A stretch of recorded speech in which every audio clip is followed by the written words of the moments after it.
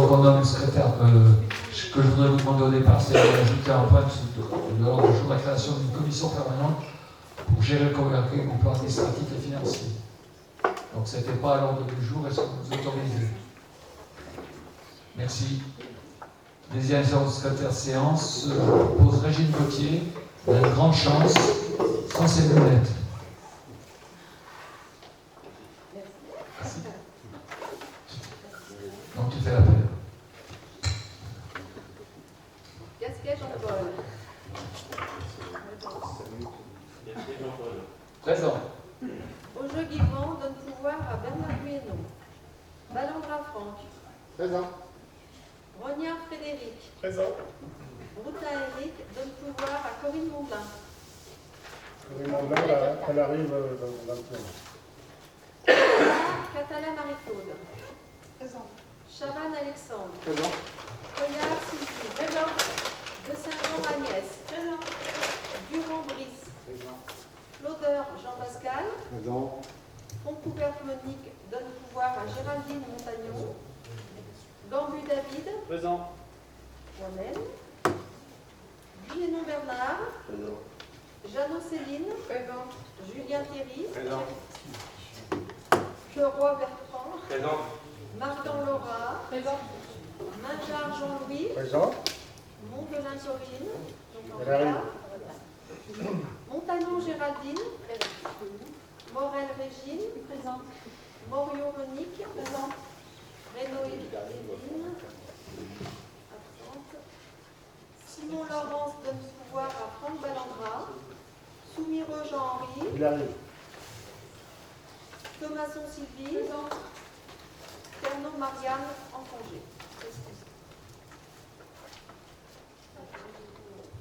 Merci. Donc, je reviens pour l'approbation. C'est bon. Je reviens pour l'approbation du procès verbal du conseil municipal du 6 juin.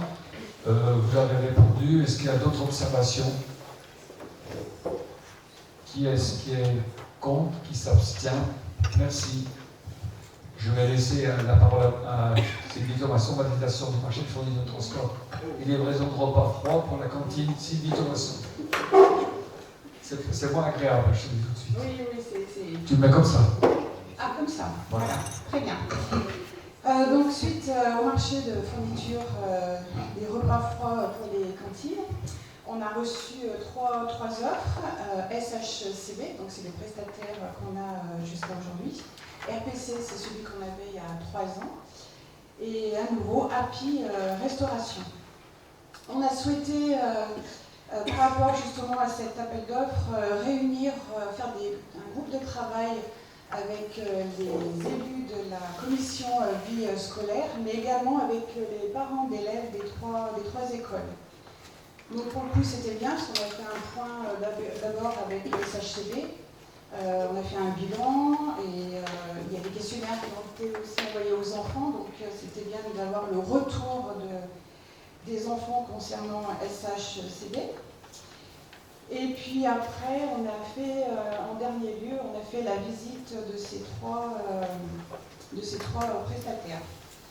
Donc vous avez eu en annexe un rapport d'analyse des offres, avec 60% partie technique et 40% partie sur les tarifs. Concernant les tarifs, ils étaient à peu près, voilà, il n'y avait pas trop de différence. Le souhait qu'on a souhaité, hormis la loi Egalim avec les 20% de bio, les contenants, les repas végétariens, donc qui est obligatoire une fois par semaine. On a vu avec les parents, pour la rentrée de septembre, de proposer 4 composants au lieu de 5. Alors c'est quoi 4 composants? C'est supprimer soit l'entrée, soit par exemple le fromage, ou ça peut être le dessert. Pourquoi? Parce qu'on a beaucoup de déchets, entre autres au niveau des entrées et au niveau du fromage. Et ça, c'est sur les trois écoles. Donc, il y a le plat principal, où il y a de la viande, soit des œufs, enfin des protéines et riches aussi en fer. Il y a un accompagnement, donc ça peut être un légume et ou un féculent. Pour tout ce qui est apport en fibres, glucides, voilà, ça sera soit l'un, soit les deux. Un produit laitier et une entrée ou un dessert. Donc par exemple, ça peut être un friand au fromage en entrée, comme le friand au fromage. Il y a du fromage, forcément, il n'y a pas de fromage. Voilà, c'est un exemple. Ou par exemple, le yaourt, ça peut être un yaourt avec de la confiture de framboise, enfin avec des... Voilà, donc du coup, il n'y aura pas de fruits. Donc les parents, voilà, on en a bien discuté, ils sont tout à fait d'accord sur ce choix d'avoir 4 composants à la rentrée. Donc là, c'est nouveau pour les trois écoles. Là, donc, je me permets d'intervenir sans le micro. Simplement, c'était un peu un choix. Les parents d'élèves étaient très intéressés par ce... Oui. C'est un peu le choix des parents d'élèves aussi, hein. Il faut le dire. Tout à fait. Oui, c'était un choix. Ils étaient tout à fait d'accord sur ce choix-là. En fait, il y a eu beaucoup, voilà, il y avait de nombreux critères, des critères qui ont été validés, d'autres pas, parce que plus on met des critères, et plus on a moins de retours en fait. Voilà, c'est le risque. Bonjour. Bonjour à tous. Donc par rapport au rapport d'analyse, c'est API qui est ressorti, en premier. Malgré tout, on s'est posé pourquoi API par rapport à d'autres. Il s'avère qu'on a visité les trois sites. API nous a tout de suite plu parce que déjà au niveau de l'hygiène, c'est irréprochable, c'est neuf, c'est grand, il y a de la place pour stocker, chose qui n'est pas de même pour SHCB ou même RPC. Le local est très petit, donc on peut comprendre des fois effectivement les erreurs aussi de livraison. Donc là, vous avez les prix, il n'y a pas de grosse différence entre les uns et les autres. Voilà. Par rapport à l'année dernière, ça se joue à 1 centime ou 2, enfin voilà, c'est pas une différence de prix. 2023, 3,09 pour 3,12 et élémentaire, voilà, 3,22 pour 3,23. Et ça fonctionnera toujours par quotient familial pour la rentrée 2024-2025. Alors, pourquoi on s'est orienté plus vers API parce qu'ils travaillent sur le gaspillage alimentaire. Il s'avère que ça fait déjà 1 an et demi qu'on travaille dessus, c'est-à-dire les enfants font des pesées sur les restes alimentaires. Au niveau de la moyenne, c'est 120 grammes par jour. Donc à Lierre, on est à 100. Attendez, il faut que je mette mes lunettes aussi. À Lierre, on est à 112. À Pouilly, 92 grammes. Et Jarnoux, 126 grammes. Donc les déchets, voilà, les enfants, ils y sont aussi très, très friands. Enfin voilà, au niveau du conseil municipal des enfants, c'est quelque chose qui revient régulièrement. Et d'avoir mis le composteur collectif proche des écoles, c'est très apprécié. Alors les autres, en fait, c'est Écolibri de Morancé qui nous ont demandé aussi faire des pesées sur nos déchets de nos écoles. Et ils nous ont envoyé cet organigramme, sauf qu'ils n'ont pas mis les noms des villes, en fait, des villages. Par contre, on sait que 2 c'est Liergue, 3 c'est Pouilly et 4 c'est Jarnoux. Là, on n'est pas dans les meilleurs. C'est pour ça la question sur les déchets, ça répond les enfants aussi. La moyenne nationale est à 120. On est pas mauvais par rapport. Oui.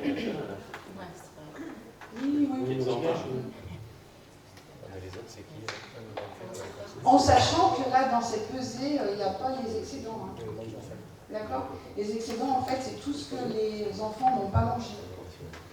C'est-à-dire les fruits, tout ce que les enfants n'ont pas touché, comme par exemple le fruit, les fruits, ils sont proposés pour les goûter le soir.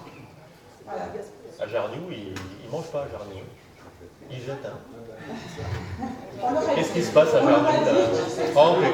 On leur donne 3 manger le pas soir. de maison, Après, pas. trop bon, quoi. Il faut réduire les portions le soir. Ouais. Mais donc voilà, pourquoi Happy, voilà, comme je vous ai dit, hormis qu'ils sont bien notés, la visite qu'on a fait chez eux, c'était vraiment voilà, c'était nos préférés dans tout type de domaine. Donc on a fait aussi une dégustation surprise, c'est-à-dire que voilà, on a demandé si on pouvait goûter ce qu'ils proposaient au menu et chose qui a été faite, sauf SHCB qui a, bon, il y avait juste un dessert, voilà, ça n'a pas pu se faire, c'est pas grave, mais donc Happy entre autres c'était bon, comme RPC aussi. Voilà, est-ce que vous avez des questions? Ça fait Combien de repas par an sur les 3 cantines? Par an, je crois que c'est 50 000, c'est... Je sais pas si c'était pas 49 pour les autres. Ouais, mais il y a, C'est ça, hein. il y a 700 élèves. Ouais, 400 élèves. Ouais, ça va. 50 000.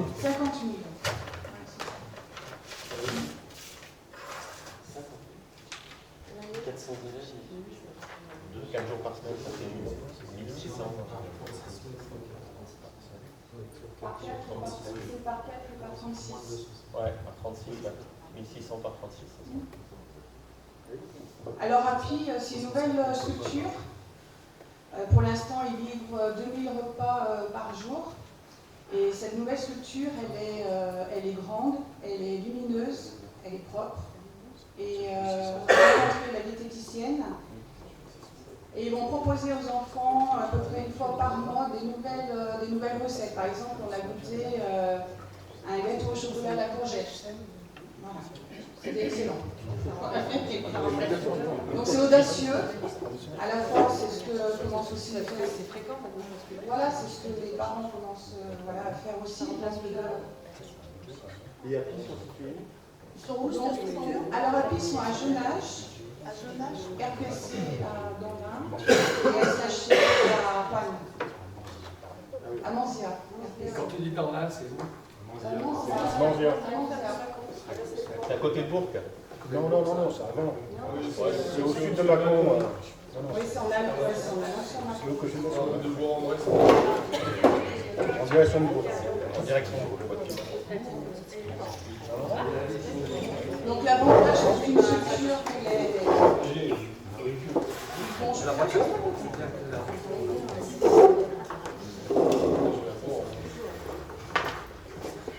c'est que la structure est proche aussi, donc il faut qu'il se passe. Après, je ne sais pas si. Peut-être que j'ai loupé, mais c'est un contrat d'un an aussi renouvelable. Ça faisait partie du... Voilà, parce qu'on était échelé avec SHCB, c'est de dire on fait un contrat d'abord sur une année, renouvelé sur 2 ans après. Non, juste pour préciser, je pense que tout le monde a bien compris, Sylvie l'a dit, mais SHCB et RPC, c'est des entreprises qui sortent à peu près 40 000 repas par jour. Et Happy, celui qui est proposé, on est à 2000, avec une perspective d'évolution. C'est pour ça que leurs locaux sont grands.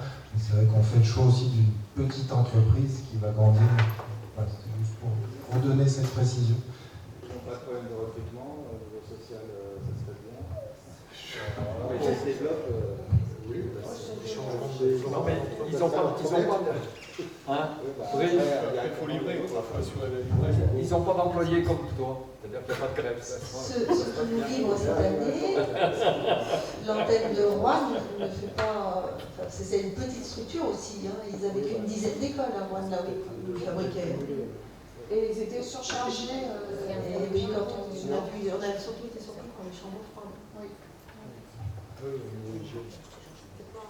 Et c'était vraiment les parents, vous aviez les parents avec vous. Oui. On a été dans le sens un peu des parents. Ce qui était- Je voulais dire que c'était très, très positif le travail qui a été fait au sein de la commission vie scolaire, où tous les élus ont été impliqués, y compris les représentants des parents d'élèves. Donc je trouve que c'est un très bon, Oui, ils ont vraiment participé avec des très bon moment de bonnes questions. Tu sais pourquoi je rigole? Parce que tu as monsieur commission et que ça s'avère que c'est la vérité. Ça marche. Si la Ah oui, commission. tu étais présent. Non, mais. j'étais moins présent à la dernière. Oui, mais bon, c'est l'essentiel. Ça intéresse. Faut pas coller les affiches. Il y a des fois, il faut éviter certaines conditions. C'est bon? Voilà. Vous avez les... Maintenant, Alors, si, il y a quand même une... parce que c'est parti aussi des questions des parents.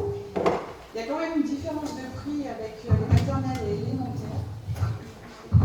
Mais nous, on ne va pas faire de différence. Pourquoi? Parce qu'en maternelle, on a plus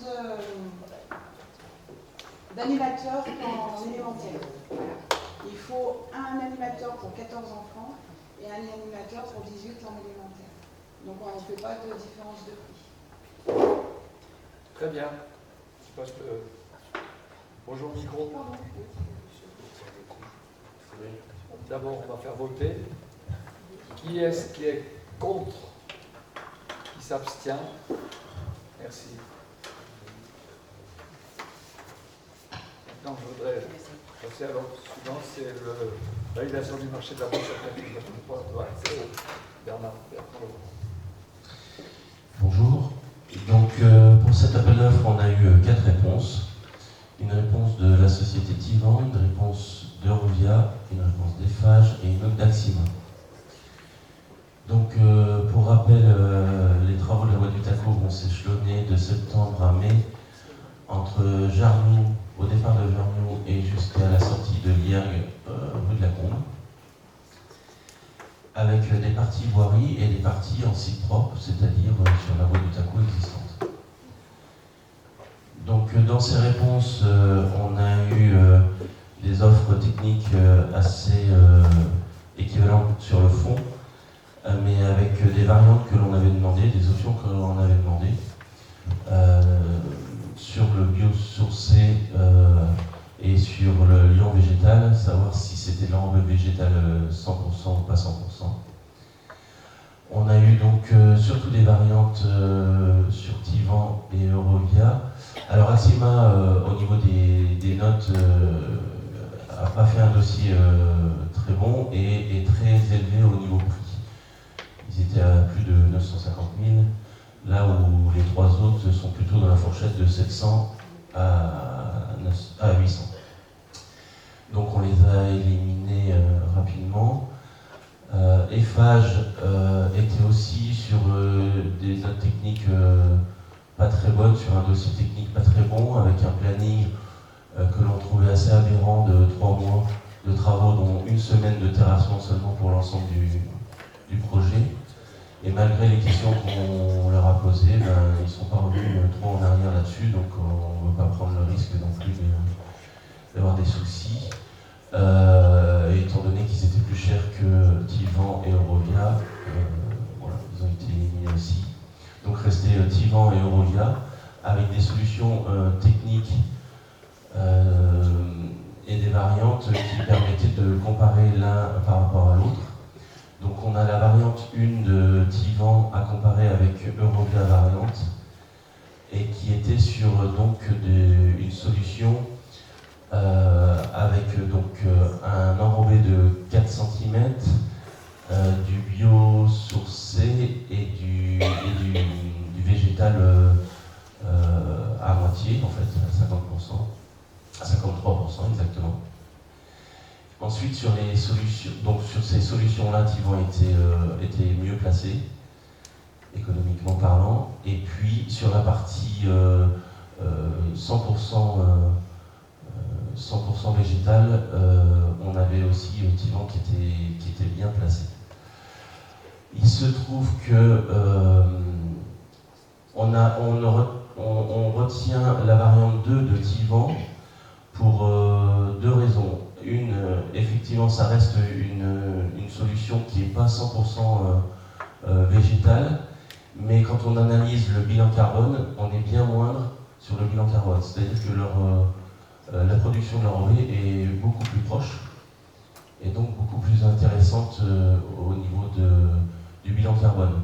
Alors ça, c'est des choses qui sont un peu difficiles à appréhender quand on n'est pas dans l'appel d'offres, mais que l'on a voulu vraiment analyser avec Thomas pour aller jusqu'au fond du sujet, pas juste se focaliser sur un enrobé Lyon-Vert et aller un petit peu plus loin dans la conception nette.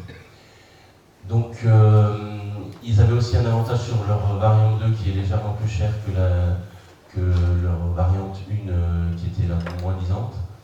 C'est qu'on est en enrobé 5 cm, 5 cm, donc un petit peu plus épais. Et ils nous ont assez rassurés sur le fait que ils nous proposaient cette solution parce que pour eux c'était, même s'ils avaient la solution, enfin ils nous proposaient aussi 4 cm, ils nous disaient 5 cm c'est ce qu'il faut avec les véhicules viticoles qu'on va avoir et tout ça. Donc ils ont été force de proposition là-dessus, donc je trouve que c'est intéressant aussi d'avoir un partenaire là-dessus qui nous apporte des solutions. Et puis pour tout dire, leur dossier technique était vraiment le phasage, les explications. Si vous lisez le dossier, vous comprendrez tout, même sans avoir regardé le dossier avant et sans savoir le projet, quoi. C'est vraiment très très bien expliqué et on sait où ils vont, quoi.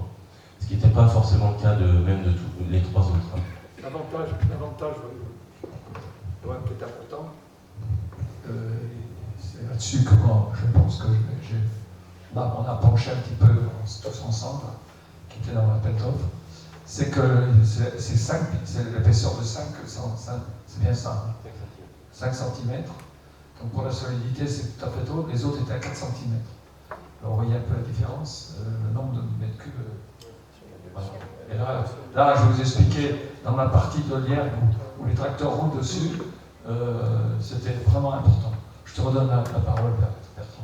Alors, ce qui n'empêche pas qu'on avait la solution de Tivan en 4 et qu'elle était la moins disante. Donc voilà, on ne déroge pas au fait d'être sur le moins disant, mais on a une solution avec option qu'on va prendre qui sera un peu plus chère que la solution de base, mais qui répondra encore mieux à nos besoins. Voilà. Est-ce que vous avez des questions sur cet appel d'offres? J'ai pas de questions, mais tu sais très bien, il faut qu'on parle de la voie qui va passer devant le lierre, en fait. Il faut qu'on en reparle. Oui, bien sûr. Non, mais c'est un sujet. Là, c'est un sujet quand même. J'ai envoyé sur la sortie de la famille. Voilà, c'est ça. J'ai compté le nombre de places. Aujourd'hui, tu as 21 places possibles. Ils ont garé en talon. Et 21 places proposées. 22. Oui, mais il n'y a pas que ça, donc c'est bon ça. Il n'y a pas que ça en fait. C'est vraiment la dangerosité de la chose, on s'y est rendu après et c'est vrai que c'est pas possible. Je trouve que la solution qui a été avancée par Laurence Simon avec le phare qui s'allume quand on sort, enfin la lumière qui s'allume quand on sort, pour que les gens... On a vu ça avec, j'en ai parlé avec la responsable, on est obligé malgré tout de s'avancer pour voir. Un petit peu. Donc on ne peut pas faire autrement, quoi. Donc, même donc si, la réponse tu la connais, je vais dans ton sens totalement. On adhérait dans ton sens aussi.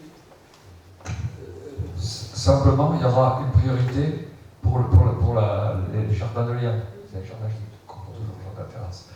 Et il y aura un stop avec, même s'il faut mettre une façon de freiner la vitesse, pour les vélos et tout, il y aura un stop de chaque côté. C'est-à-dire que vous aurez la priorité.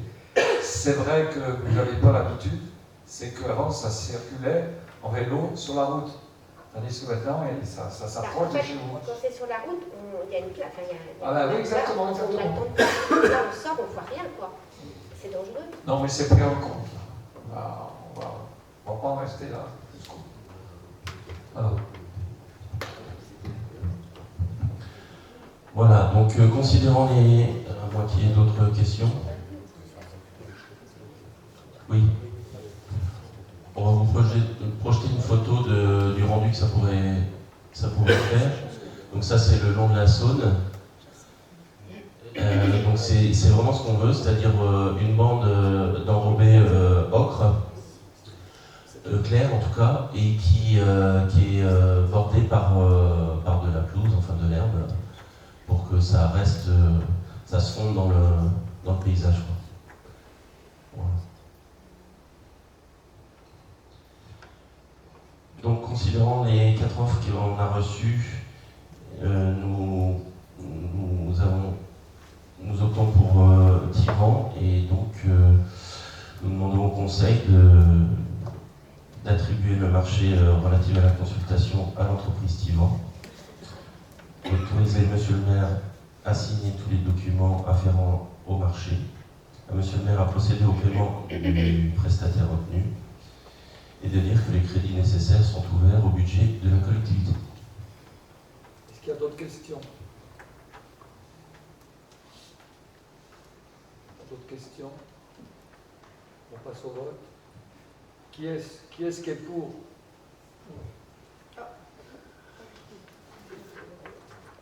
Qui est-ce qui est pour?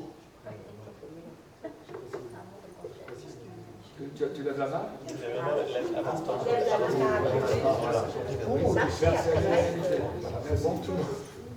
pour. Je vous ai fait ça des fois pour se réveiller. Voilà. Donc les travaux commenceront normalement le 23 septembre pour se terminer maximum au mois de mai.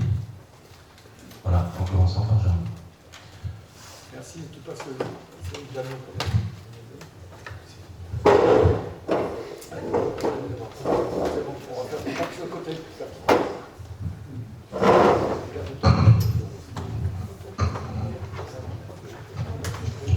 Signature de la convention territoriale globale de la communauté de communes pour le Gelais, c'est Jeannot. Donc la convention territoriale globale, c'est un renouvellement. Il y a une première convention qui avait été signée en 2019 pour une durée de 4 ans. Donc voilà, il y a un bilan de cette première convention qui a été faite et un diagnostic des besoins pour établir la nouvelle convention.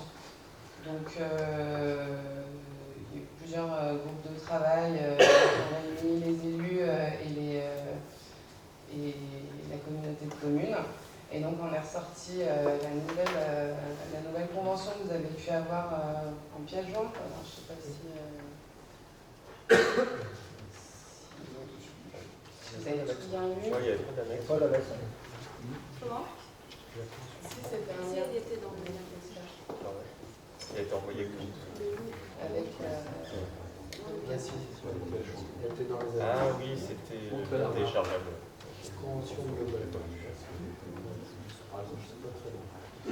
Donc la convention, elle reprend l'historique de ce qui avait été fait précédemment. Elle explique la démarche pour arriver à cette nouvelle convention.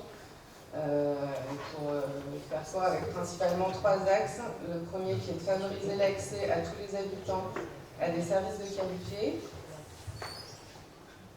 Le second, c'est structurer le réseau des acteurs pédagogiques au travers du PEDT intercommunal, qui a été renouvelé également l'an passé, et l'implication des jeunes sur notre territoire. Et le troisième, c'est lutter contre l'isolement, contribuer au bien vivre ensemble et optimiser les ressources sociales du territoire. Et donc pour ce faire, il y a les postes des agents des pôles jeunesse de la communauté de communes qui ont été réorganisés pour pouvoir répondre à ces axes. Et un comité de pilotage qui est mis en place pour faire le point annuellement sur le fait que les axes sont bien suivis. Et donc ça permet d'être en lien avec la CAF pour qu'ils subventionnent, qui contribuent financièrement aux actions qui sont menées. Les choses sont proportionnelles à la CAF.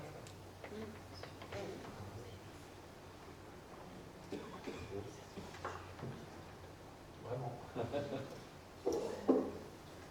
Pour la commune, c'est 100 000 € par an, l'aide de la CAF. Pour les services périscolaires, lundi, mardi, jeudi, vendredi uniquement, à titre d'information.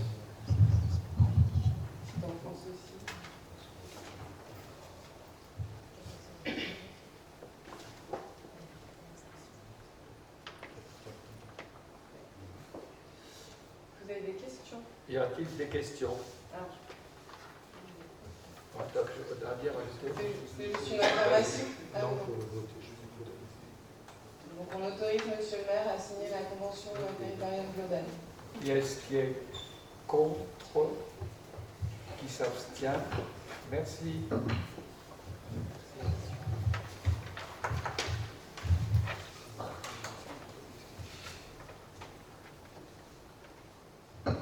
Oui, c'est la validation de la convention de la délégation de maîtrise d'ouvrage entre la commune du syndicat mixte d'assainissement du Pont-de-Saulière et les travaux de la rue du Château d'Éclair.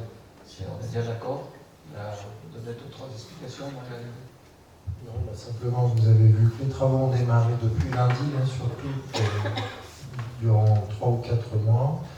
Et ils refont tout le réseau d'assainissement et on leur délègue notre compétence sur les eaux pluviales pour une petite portion du chantier. Donc ils ont intégré finalement toute la réflexion du réseau d'eau pluviale dans leur dossier de marché, ce qui permet de mutualiser certaines tranchées et autres. Voilà, c'est une délégation de maîtrise d'ouvrage. Et on a noté à la fin dans la note de synthèse que les subventions qui seraient perçues par le SMAPS via l'agence de l'eau seraient déduites du montant qui nous sera demandé. Parce que ça doit être 82 000 € le montant qui est mis dans la convention. Et ils annoncent entre 30 et 40% de subventions. Donc, au final, ça nous reviendra environ à 45 000 50 000 € qui nous seront effectivement demandés. Oui, c'est exactement ça, bien entendu. Ce que je voulais vous dire, c'est qu'on n'a pas de problème pour l'instant avec les commerçants. On est en train de... ça se passe pas trop mal.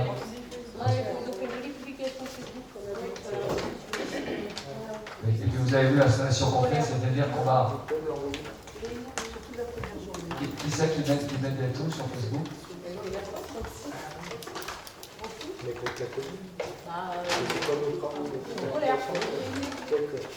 Ouais.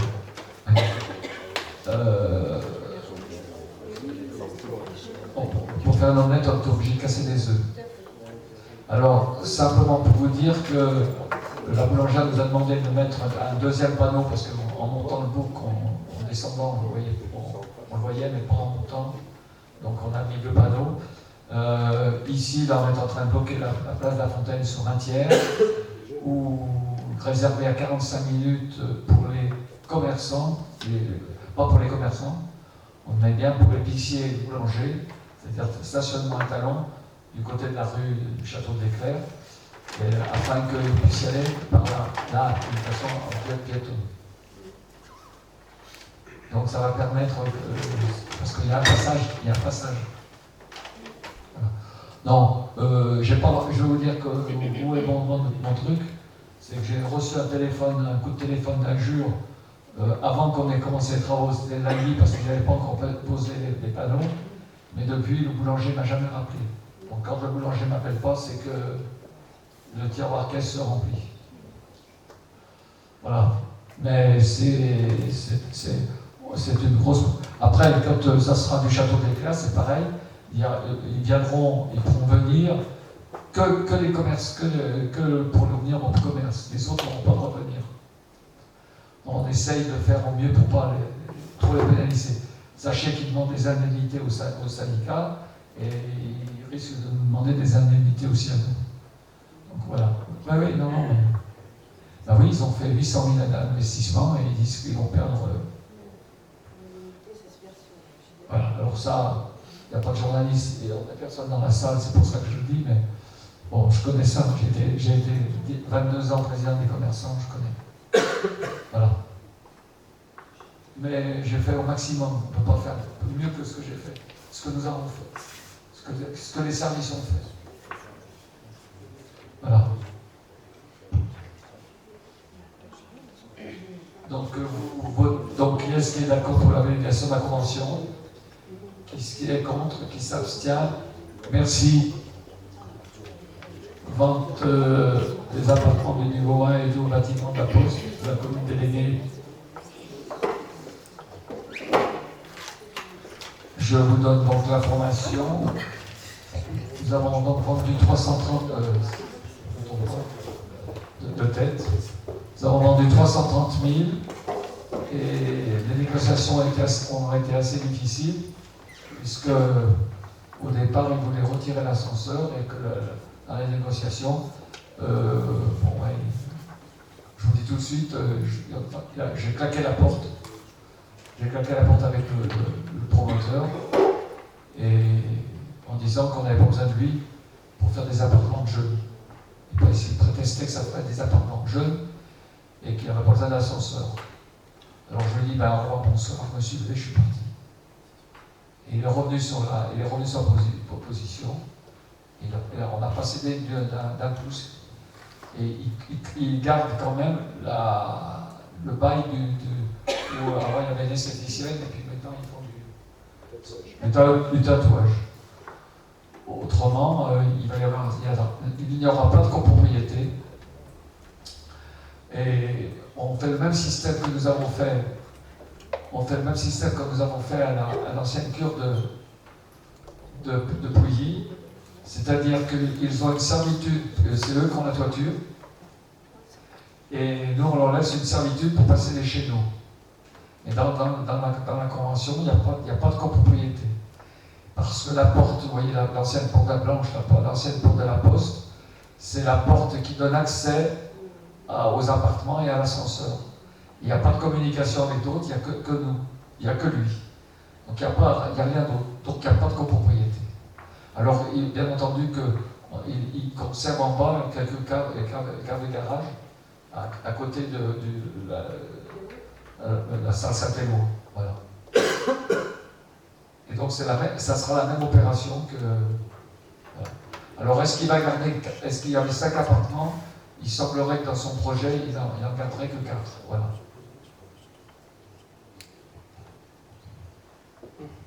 Donc au rez-de-chaussée, il reste en propriété de la commune dans le projet le local commercial de la Poste et un appartement qui est à l'arrière de la forêt, qui est au rez-de-chaussée, qui est loué, plus le caveau Saint-Élo.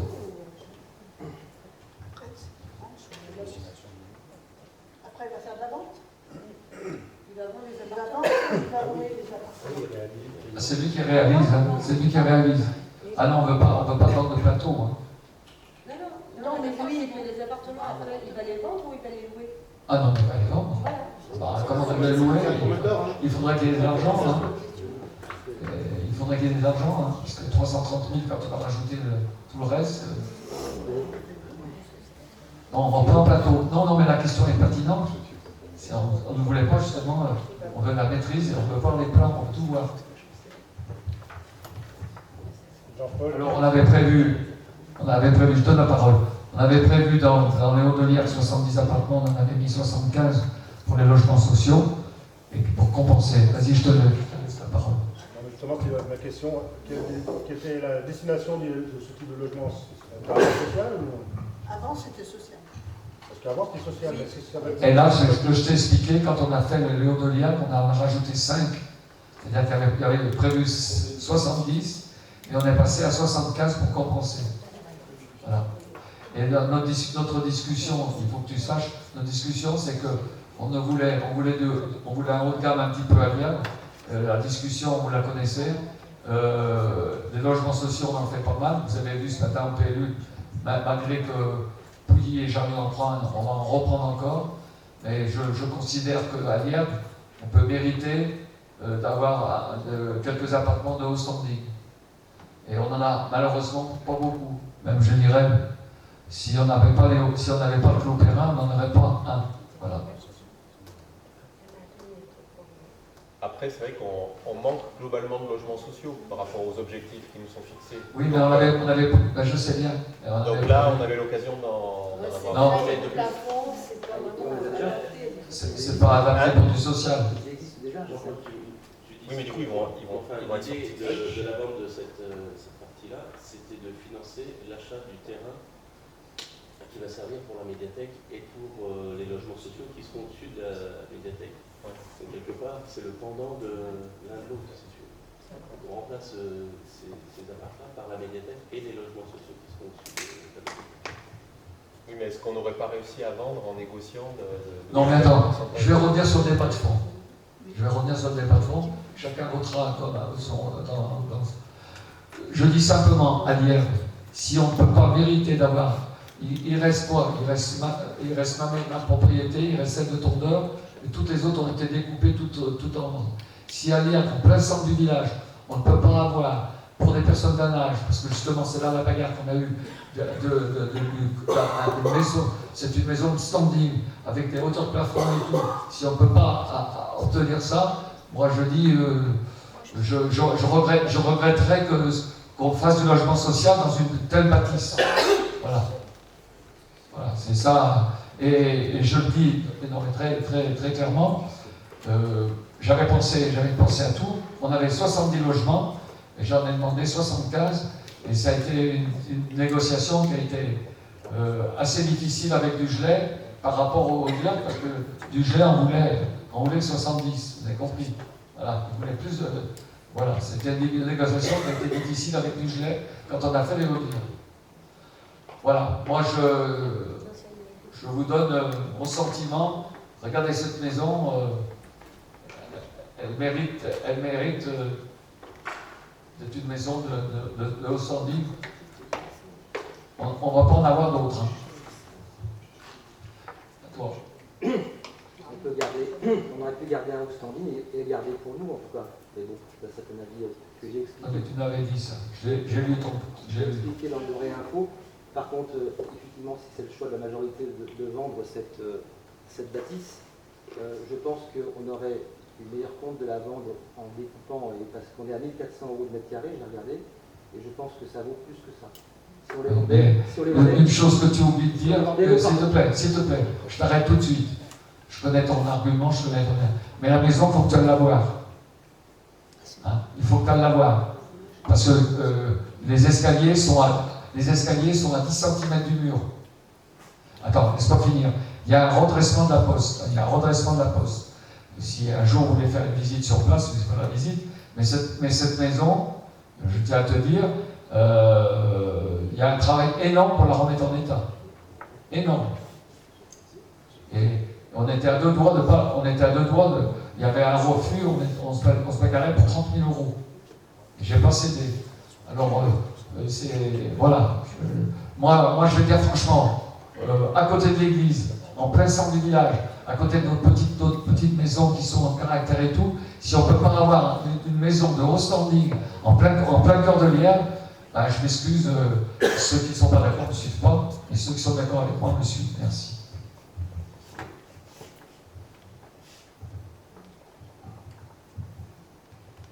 Voilà. Je ne m'énerve pas, hein, mais je te réponds. Non, mais je comprends Surtout que je vais jusqu'au bout. On garde la poste, on garde le carreau Saint-Éloi, on garde l'appartement à côté. Je pense qu'on fait une belle opération. Simplement, vas-y. Je le sais que si on vend l'eau par l'eau, on vend plus cher au final. On n'est pas maître d'œuvre.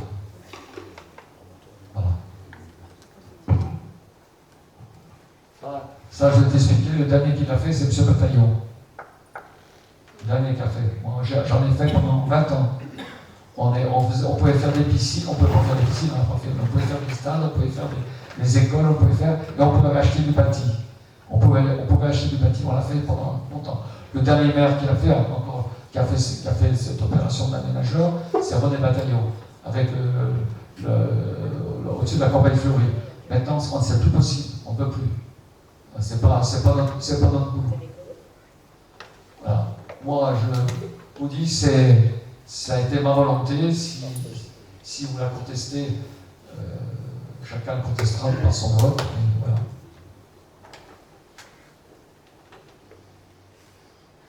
D'autres questions?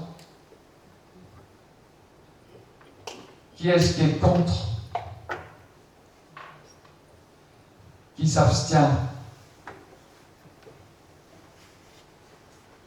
Merci. Merci pour la confiance. Je remercie tout seul, mais pas pour Laurent Simon, parce qu'elle n'a pas donné de consigne. Comme T'as pas eu le... J'ai pas de consigne de Laurent Simon, donc pour elle, je ne m'abstiens pas, mais moi personnellement, je m'abstiens. Ah oui. Vous avez compris quelque chose?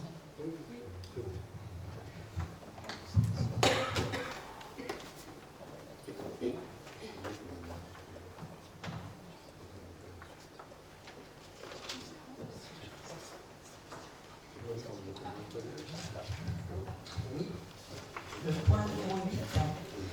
Donc pour la création de tarifs pour les 2 locaux qui sont situés dans le hall de la bascule, à savoir au-dessus donc de la coiffeuse. Vous savez que précédemment, ces locaux étaient loués dans leur globalité pour un montant de 303,48 €. Il y avait un local qui faisait 11 mètres carrés et l'autre de 23 mètres carrés. À cela s'ajoutaient donc des toilettes et un point d'eau qui sont mis à la disposition des 2 locaux.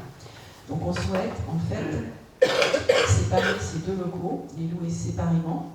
Donc pour cela, il faut créer des tarifs spécifiques. Donc il y aura un local de 11 mètres carrés, toujours, de 23 mètres carrés. Le premier local numéro 1 donc à 250 € TTC, plus les charges locatives de 20 €. Et le local numéro 2 à 200 €, plus petit, avec des charges locatives donc de 20 € également. Voilà. C'était le souhait donc, de séparer ces 2 locaux et qui est en commun les toilettes et salle d'attente. Monique, tu parles de quel local là? Bah, ton local à toi, ex-local, au-dessus de la... Parce que les surfaces, je suis pas tout à fait d'accord là. Ah, alors je sais pas, on m'a donné ça. Mon local faisait 56 mètres carrés, alors je sais pas possible qu'on les divise en deux. Les 2 autres. Dans le plateau, quand on rentre, il y a un couloir de 10 mètres carrés, toilette à gauche, un local de 11 mètres carrés à gauche, donc qui est là, 200 €. À droite, c'était l'ancienne salle d'attente, je crois, de l'infirmière, 23 mètres carrés. Et au fond, on avait déjà créé le tarif l'an dernier de l'autre. C'est pas ouvert. Là, on crée que les tarifs qui nous manquaient. Donc on aurait quelqu'un qui prendrait celui de 23 mètres carrés. D'accord. Est-ce qu'il y a d'autres remarques?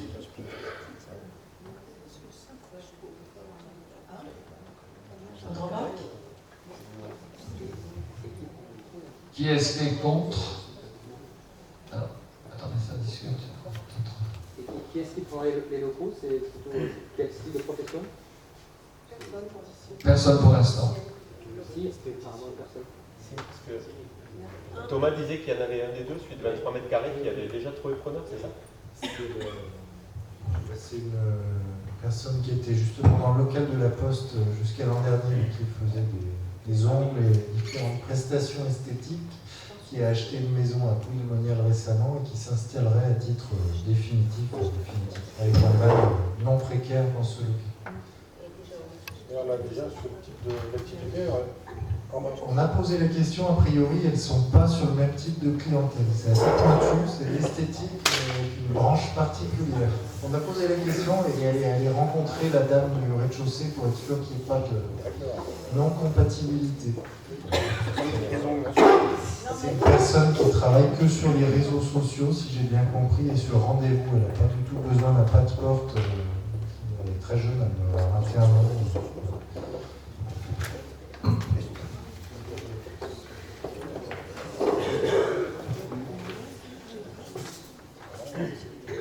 Voilà. Qui est-ce qui est contre? Juste une précision. Vas-y. Est-ce que 200 € du coup, pour un local de 11 mètres carrés, c'est pas un peu élevé? Par rapport à l'autre, c'est étonnant. Vous n'avez pas peur qu'on galère à le louer à ce tarif-là? 11 mètres Moi, carrés. je peux pas. Ouais, mais t'as pas la même prestation, Oui, il y a une différence de jeu. Non, mais si on peut le louer, oui. moins cher, on peut louer moins cher. Moi, je préfère le louer moins cher. Et le louer. Le louer. C'est ce que dit mon directeur, mais il s'est bien ramassé d'argent. Parce que la différence entre les deux, elle est pas Quel prix moi, je ne sais plus. Quel prix vous êtes?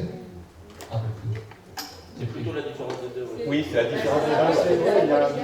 Mais un différentiel qui serait un peu bas. Toi, tu montrais celui de. Et l'ancien prix, tu étais à combien toi quand tu étais?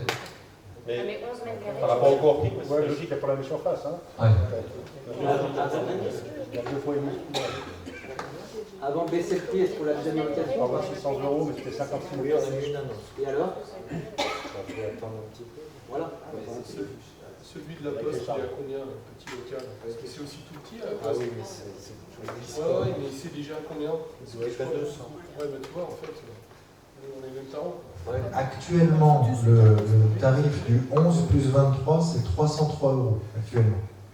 Donc là, on scinde en deux, mais du coup, on en profite pour rehausser un petit peu. En effet, si on trouve personne. C'est Alexandre, il a raison. Pour prendre en compte ce qui a été dit. Non, mais moi je suis un peu d'accord avec vous. Il vaut mieux le baisser et le louer. On peut le mettre à ce tarif-là, on voit si. On peut le mettre à ce tarif-là.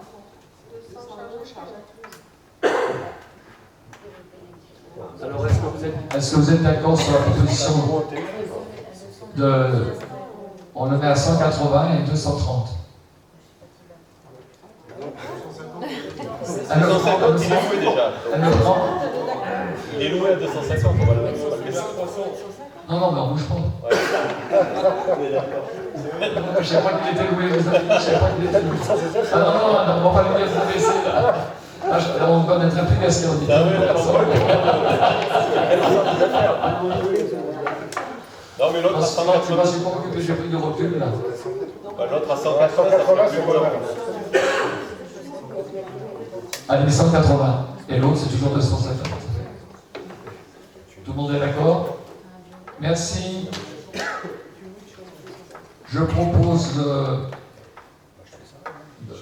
Bernard Guénon pour finir la mandature au comité du syndicat du SMAF. Parce que, voilà.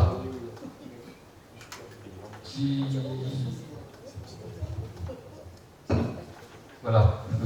Monsieur Ojog a demandé de se retirer parce qu'il n'arrive pas, il n'a même pas pu venir au PLD ce matin. Donc, qui est-ce qui est... je remercie Bernard de prendre ce travail parce que... Voilà. Avant, content.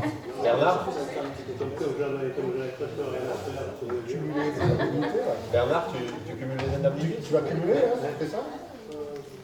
Félicitations. Bravo. Tu nous fais un discours de candidature, Bernard? Un petit discours de candidature. On va progresser ce soir. Hier, j'étais en train de parler à la communauté de communes, il y avait une mouche qui m'embêtait. J'ai dit, eh ben, je l'ai tuée. J'ai de nouveau des mouches, c'est moi qui pourtant j'ai pris une douche. Bon, c'est bon. Qui est-ce qui est contre? Personne? Tout le monde est d'accord? On va pour ça, tout le monde est d'accord. Merci Bernard. On a raison. Bravo Bernard.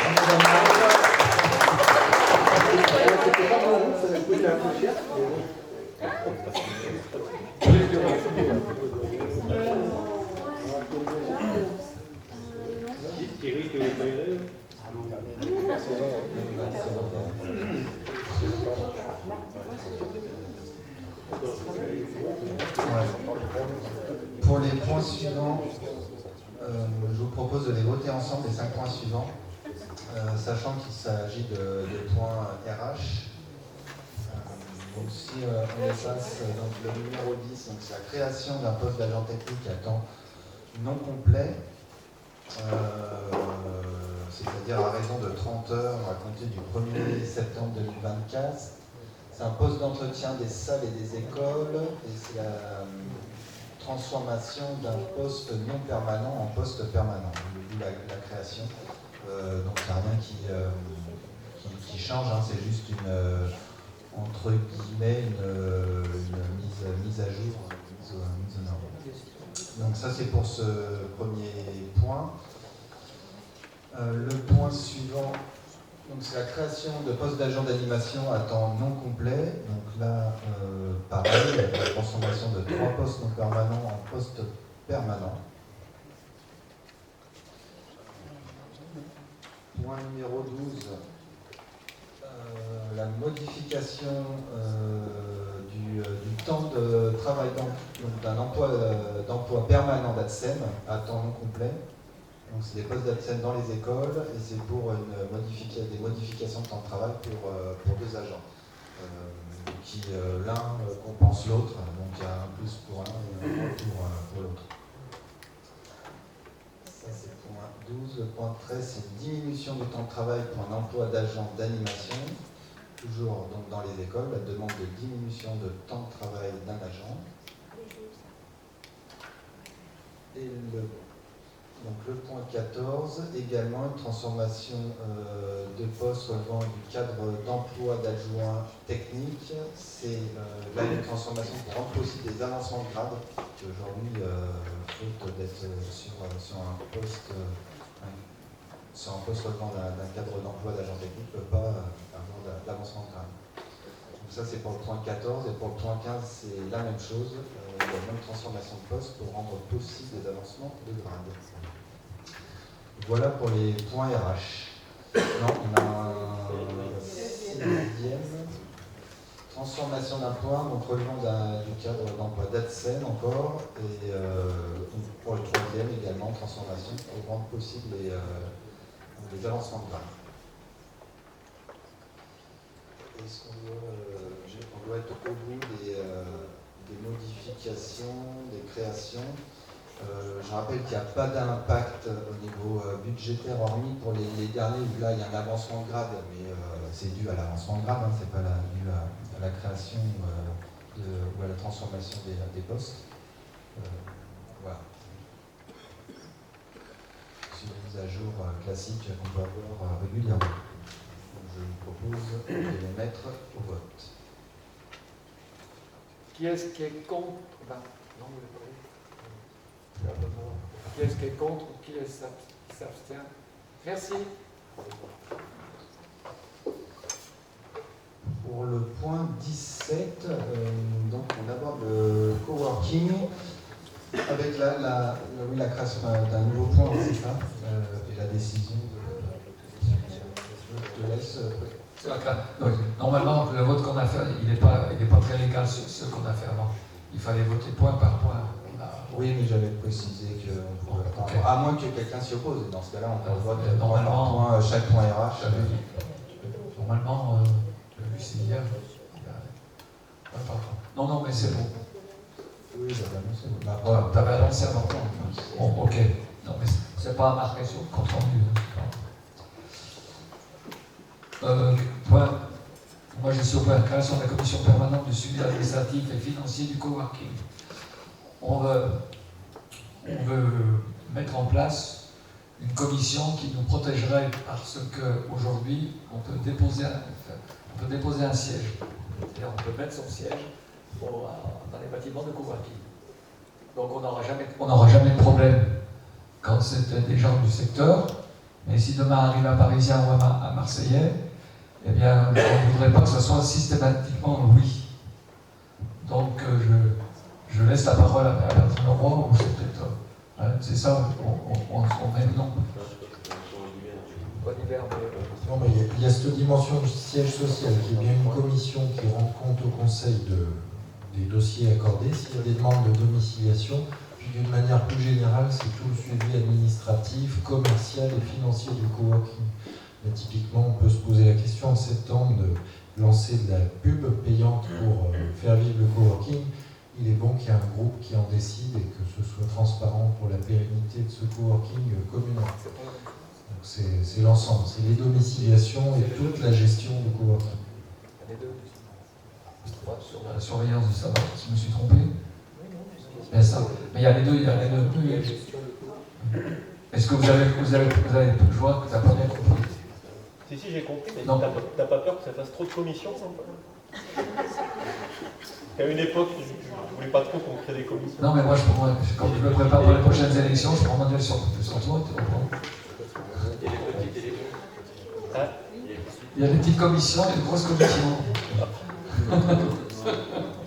Non, c'est important quand même pour pouvoir arriver n'importe où et filtrer. C'est ça qui est important. Parce que le maire, en un aéroport, en un aérosol, est responsable de tout. Voilà.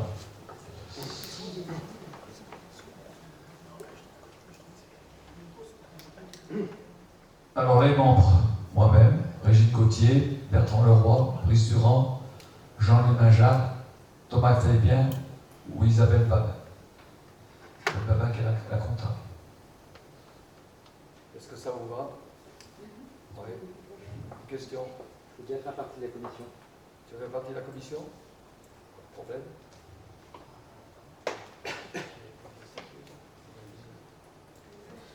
Tu te présentes bien à Lima, hein?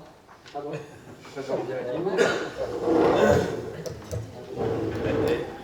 Méfie-toi, la gauche est RPC, c'est pas.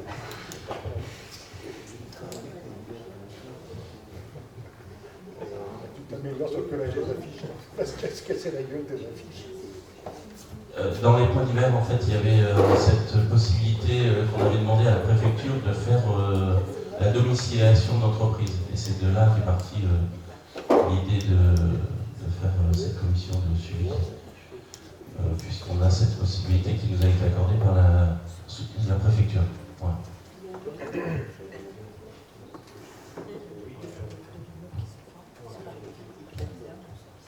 Tu vas te faire chier, hein? J'aime bien. T'as du temps pour ça. Hein? Il aime bien se faire chier. Je peux poser une question. Juste savoir, la commission, les fonctionnaires, Thomas Taillebien, est-ce qu'il a le droit de faire partie de la commission ou pas? Non, mais il y a en tant que. Oui, pour assister la commission. On n'est pas membre. C'était juste pour montrer que. Question pertinente, monsieur. C'est bien, Bernard. C'est bien.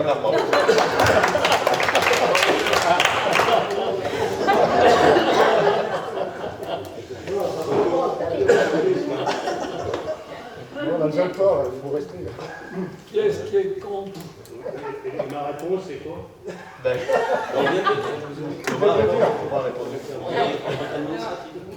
Il n'est pas membre de la commission. Assister. On a l'impression que oui, mais. Il n'est pas membre. On ne travaille pas là. Comme une réunion d'agent. Tout le monde est d'accord, merci. Plus Alexandre Chaval. Moi, je reste dans cet état d'esprit que le coworking, pour moi, est un lieu où les entreprises s'installent, elles démarrent, et après elles prennent leur envol. Je suis toujours dans cet état d'esprit. Non, si ça peut durer. c'est pas ça un coworking. Là, c'est une pépinière d'entreprise. Là, c'est dommage que tu viennes à cette commission parce que tu n'es pas dans le coup. On n'a pas le lieu à remplacer les structures privées. C'est bon. Prends le micro. C'est pas. Le coworking, c'est pas ça. Le coworking, c'est des autres. Est-ce qu'il y a des nouvelles entreprises? Je n'en suis même pas sûr. C'est possible. Les entreprises sont bienvenues. C'est ouvert à tout le monde. C'est taqué. Alors, bilan, on fait un premier bilan financier du coup à mi-exercice, donc au bout de 6 mois du coworking. Donc au bout de 6 mois et une estimation à fin décembre. Donc on a aujourd'hui un chiffre d'affaires qui est à 9 716 €. Ce chiffre d'affaires comprend plus donc les c'est des locations, hein, donc les loyers des bureaux, les locations en open space, qu'il n'y a pas pour l'instant, sur les 6 mois en tous les cas, location de la salle de réunion et la location salle familiale. Donc on a ces 9 716 €. Dans les charges, on a comptabilisé des frais de personnel, c'est-à-dire c'est-à-dire par semaine 2 heures de ménage et 1 heure d'administratif technique par semaine également. On a des coûts d'énergie et de fluide, donc eau et électricité, 4 234 €. On a d'autres charges dans lesquelles on peut trouver que ce soit des fournitures, contrats de maintenance, la téléphonie, l'abonnement aux plateformes de réservation. On peut également avoir des grillage de vitres. Donc pour les 6 mois, là on est à 1 311 €. Et puis également l'amortissement des investissements qui ont été faits hors bâtiment. C'est-à-dire que je n'ai pas pris en compte l'électricité, la plomberie du bâtiment, qui de toute façon sont intégrés dans le bâtiment. Et si on revend en effet le bâtiment demain, c'est une plus-value pour ce bâtiment. J'ai compté que les amortissements, que les investissements qui étaient indispensables à l'activité du coworking. Donc typiquement les agencements qui ont pu être faits à l'intérieur, le mobilier. Qu'est-ce qu'on a d'autre? On a d'autres. Là j'ai 6 mois pleins, 2855 €. Oui, donc les flux, c'est le chauffage. C'est ça, d'accord. Ouais. Donc ça nous fait un total de... ça nous fait un total de charge de 10 438 € et du coup un résultat d'exploitation de légèrement négatif. Si on fait une estimation à fin d'année, on va avoir une location apparemment supplémentaire à partir de septembre du dernier bureau. C'est pour ça qu'on fait plus que x2. C'est occupé actuellement par le cadre municipal. Voilà, donc on va louer à partir de septembre, ce qui nous fait augmenter notre chiffre d'affaires. Là, le taux de remplissage, il est à 100%. Ouais, alors hormis, oui, l'open space reste libre. C'est la seule partie qui n'est pas louée. Oui, exactement. Donc aujourd'hui, ça veut dire quoi? Ça veut dire qu'on est à l'équilibre. On est vraiment à l'équilibre. Ça va être un peu plus haut, ça va être un peu au-dessus parce que là on n'a pas, on est plein qu'à partir de septembre au niveau des bureaux. Il restera encore cette marge supplémentaire des open space, de l'open space. Donc voilà, je pense que ça sera intéressant dans la commission de bien réfléchir à un moment donné, en effet, si l'open space n'arrive pas à se louer, de réfléchir à notre utilisation ou autre chose. Ça n'aurait peut-être pas une demande. Ce qui veut dire, c'est que c'est un vrai service qu'on offre aux entreprises de la commune, parce que si on devait amortir un bâtiment, on serait en perte. Non, mais c'est pas l'entreprise de la commune, c'est 80% de l'entreprise en général, les entreprises. Ce qui est dommage, c'est que tu rentres dans une commission, tu n'as jamais participé. Je ne veux pas t'attaquer, mais l'idée de l'ancienne opposition avait l'idée de coworking, même s'ils nous reprochent qu'on l'avait, c'était aussi notre idée. Toi, c'était pas ton idée, tu t'infiltres là-dedans, tu n'as pas suivi. Je ne t'ai jamais vu dans ton programme. Si, tu regarderas. Toi, tu as un camping. Donc, gros problème, un camping avec un lac. Jean-Paul, je n'ai pas dit que je n'étais pas d'accord. Dans le programme, on l'avait noté pour voir donc je suis d'accord. Mais pour dire que c'est un vrai service, effectivement, si on a pas aux entreprises de Lierre, malheureusement aux entreprises en général. Oui, non, mais si on veut être objectif, on peut pas amortir l'ensemble du bâtiment sur l'activité du coworking. C'était une entreprise en fait. Bon, s'il vous plaît, Brice, on ne va pas y passer 3 heures. J'ai juste une question, moi, c'est des locations. Parce que je regarde au tableau, c'est qu'il faut équilibrer l'année prochaine. On a espoir avec le bureau, comme je dis bien, en 4 champagnes. Voilà. Oui, et l'année prochaine, voilà. Il faut faire de la publicité sur des villages comme Thésée ou Ville-sur-Jarnion qui n'ont pas cette possibilité pour qu'ils viennent dans l'open space. Moi j'ai un ami, quand je lui dis oh, bah, tiens, on a loué, il me dit oh, bah, la semaine dernière je suis allé à Scribe pour 2 jours. Voilà. C'est juste que ça se passe. Il faut répéter, répéter, et puis il faut que ça rentre dans les mœurs, et puis que les gens, quand ils ont ce besoin, ils pensent à nous plutôt qu'à aller à Villefranche, quoi, c'est tout. Il faut de la communication. C'est de la communication assez redondante, assez. Voilà. Mais c'est déjà assez positif de voir qu'on sera à l'équilibre dès la première année. Oui. Avec la communication, on peut améliorer encore. Tout à fait. Je recommence quelque chose. Ouais. C'est de la location plutôt longue durée en fait. Les gens Oui, mais on peut arrêter un mois plus tard. Enfin, on peut... La dédite est d'un mois. C'est pas une. C'est pas un. Je veux dire, c'est des réservations longue durée. Voilà. Ouais, c'est pas un bail, voilà. C'est pas un bail. Généralement, c'est un contrat de service. En fait. C'est pas un bail, hein, je crois que c'est le terme. Et le contrat de service, il précise une durée ou c'est jusqu'à ce que la personne donne sa dédite Il est peut-être fait pour 1 an. Un an et renouvelable par tacite reconduction ou il faut que le... Oui. Ouais. D'accord. Bon, est-ce qu'on peut passer à notre ordre? Ok. Qui est-ce qui est contre? Alors, il n'y a pas de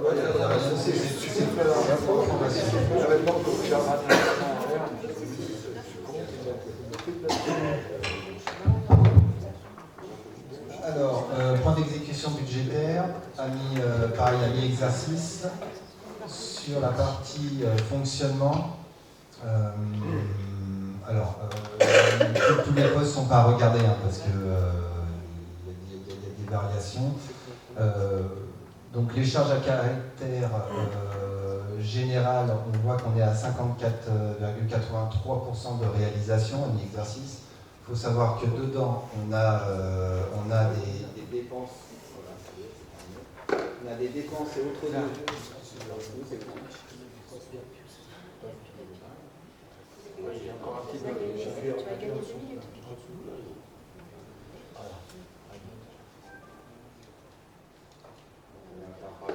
Allez, Joyce, tu pas très fort. Donc les charges à caractère général, on est à un peu plus de 5 ans, on est à 54%. Dedans, il faut savoir qu'en effet, il y a des dépenses de maintenance et d'autres devis qui sont engagés sur l'ensemble de l'année. Donc ça représente finalement plus que 6 mois pour certaines dépenses, tout le déplacement.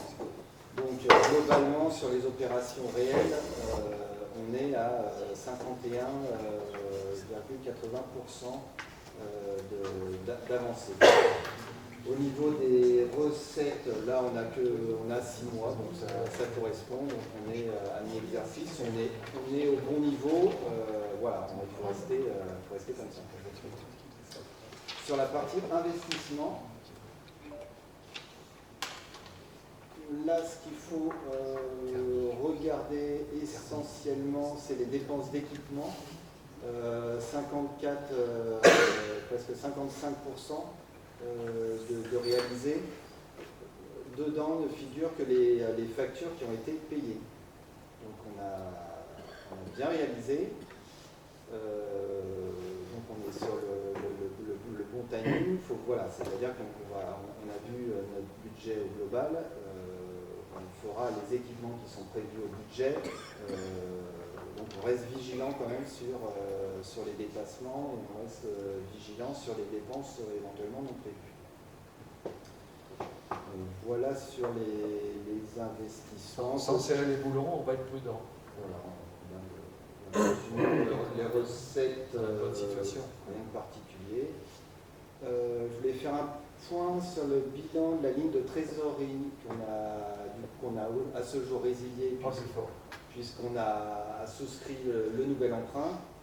Donc, je vous ai mis à gauche le tableau avec l'utilisation qui en a été faite depuis mars jusqu'en juin, où le 12 juin on a remboursé l'intégralité.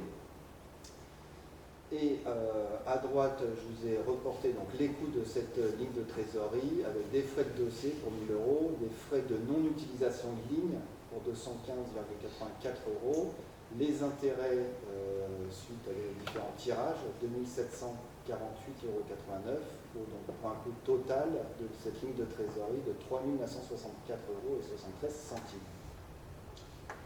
Voilà pour le bilan de cette ligne de trésorerie. J'ai dû mettre après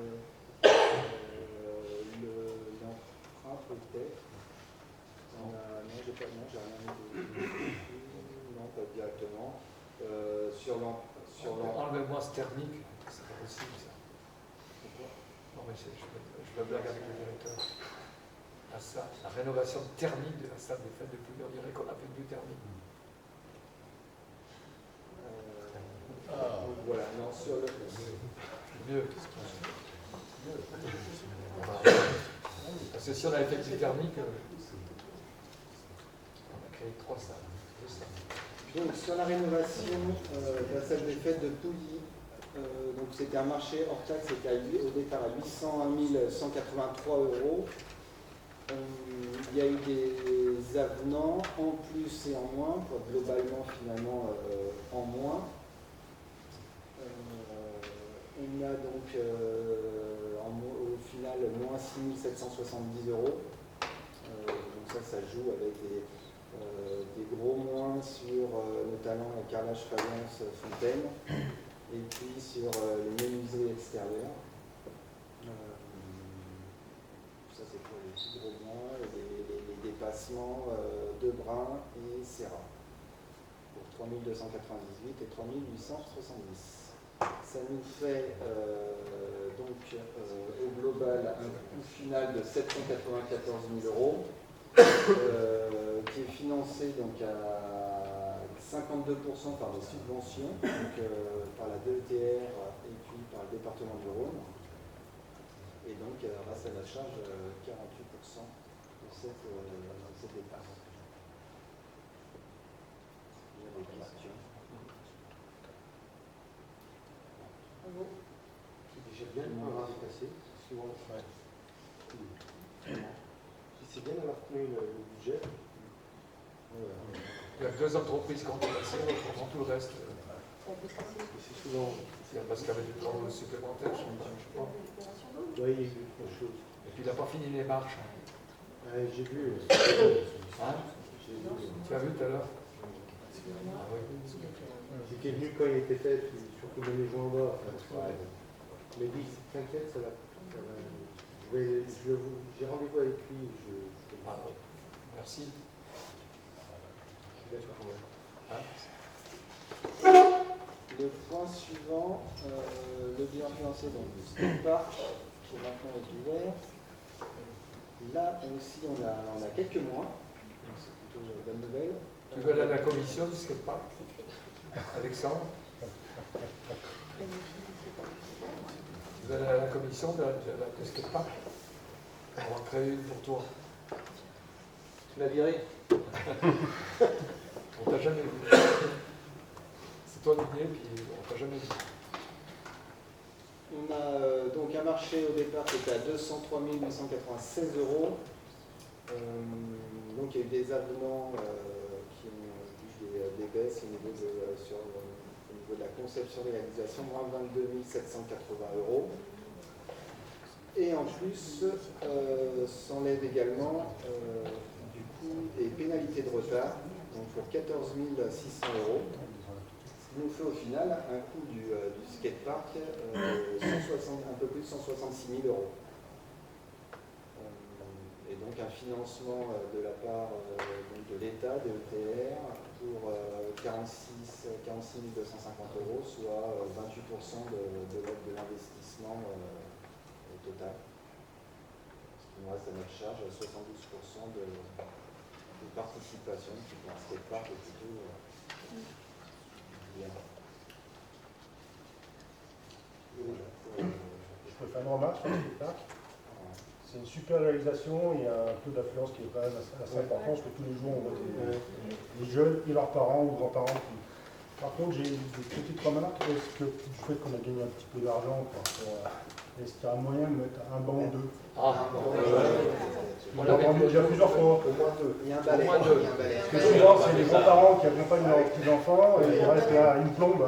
Il y aura des arbres, une poubelle, des bancs. Non, mais les bancs, il faut les mettre rapidement. On fait apparaître sur moi. Les bancs, il faut les mettre rapidement. Parce que je pense aux grands-parents qui viennent, même les parents. Il y a des pénalités de retard, il faut être appliqué. Oui, c'est marqué. Les recettes de fonctionnement. Ouais, 14 500. Pénalité de retard, c'est bien. 14 500. D'accord. C'est pour ça qu'on a 166 000 de coût final. Et ça, il est aussi d'avoir l'accès au robinet du foot ou pas? Parce que du coup, ils ont. Il n'y a pas d'eau. Est-ce qu'il peut avoir accès au robinet du foot ou pas, qui est pour les enfants? Il est où le robinet? Il est à côté du vestiaire. Du vestiaire. Bah non, parce qu'il y a des clôtures. Ils viennent avec leur bouteille. Ouais. Non, là, alors là, et puis alors si on est sur le robinet, Et après si ils arrivent sur la distance, c'est on va avoir les gitans s'ils vont courir. Non, c'est une très mauvaise idée. Il est ouvert tout le temps. Bon, je vois pas. Je suis du vestiaire? Oui, extérieur. Côté nord. Oui, mais il est fermé. Non, il peut se servir. Ils n'ont pas l'autorisation. Ils n'ont pas l'autorisation officielle, mais ils ont. C'est pour ça que je pense qu'il faut leur laisser l'enfant. En fait, c'est pas officiel. C'est Algérie, c'est ça?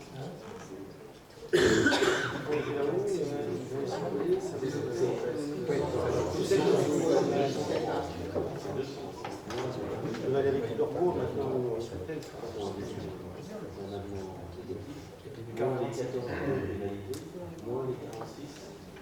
Donc, on a donc touché la DTR, ça veut dire le DTR 46 500, 46 250 de l'État. C'est arrivé là, top comme ça. C'est pour ça qu'on arrive au montant que vous a dit Brice. Il y avait la réalisation d'un mur d'expression, est-ce que c'est toujours d'actualité? Il y avait la réalisation d'un mur d'expression, est-ce que c'est toujours d'actualité? Qui a été voté par le conseil municipal des enfants. Non, ça c'est. L'expression, c'est à l'école. Non, bah, du coup, le Pro-Urba ne pouvait pas le faire, ou il fallait qu'il le fasse sous-traiter, donc ça fait partie des moins 22 000 là, qui ont été enlevés. Non, mais s'il vous plaît, le mur d'expression, on fait pas. Pour l'instant, le mur d'expression, c'est notre budget. On fait peut-être pas. Moi, je pense qu'on aura le temps de le rajouter dans un budget. Aujourd'hui, c'est simple. Si on veut travailler correctement, c'est mettre des bancs, faire propre. Oui, du coup, la priorité, c'est l'aménagement des arbres, des bancs. Planter un mûrier platane, s'il vous plaît. Certainement planter un mûrier platane pour que les grands-parents soient quand même à l'ombre aussi. Hein. Et la flotte, non. Et puis les murs d'expression, on donne ton adresse, parce que toi, les expressions... Non, ça avait été prévu avec Collard. Non, mais avec Sylvie Collard, avec Sylvie... Non, mais je suis d'accord, mais c'est pas l'ordre du jour pour l'instant. Mais c'est pas prévu. Ok. Ok.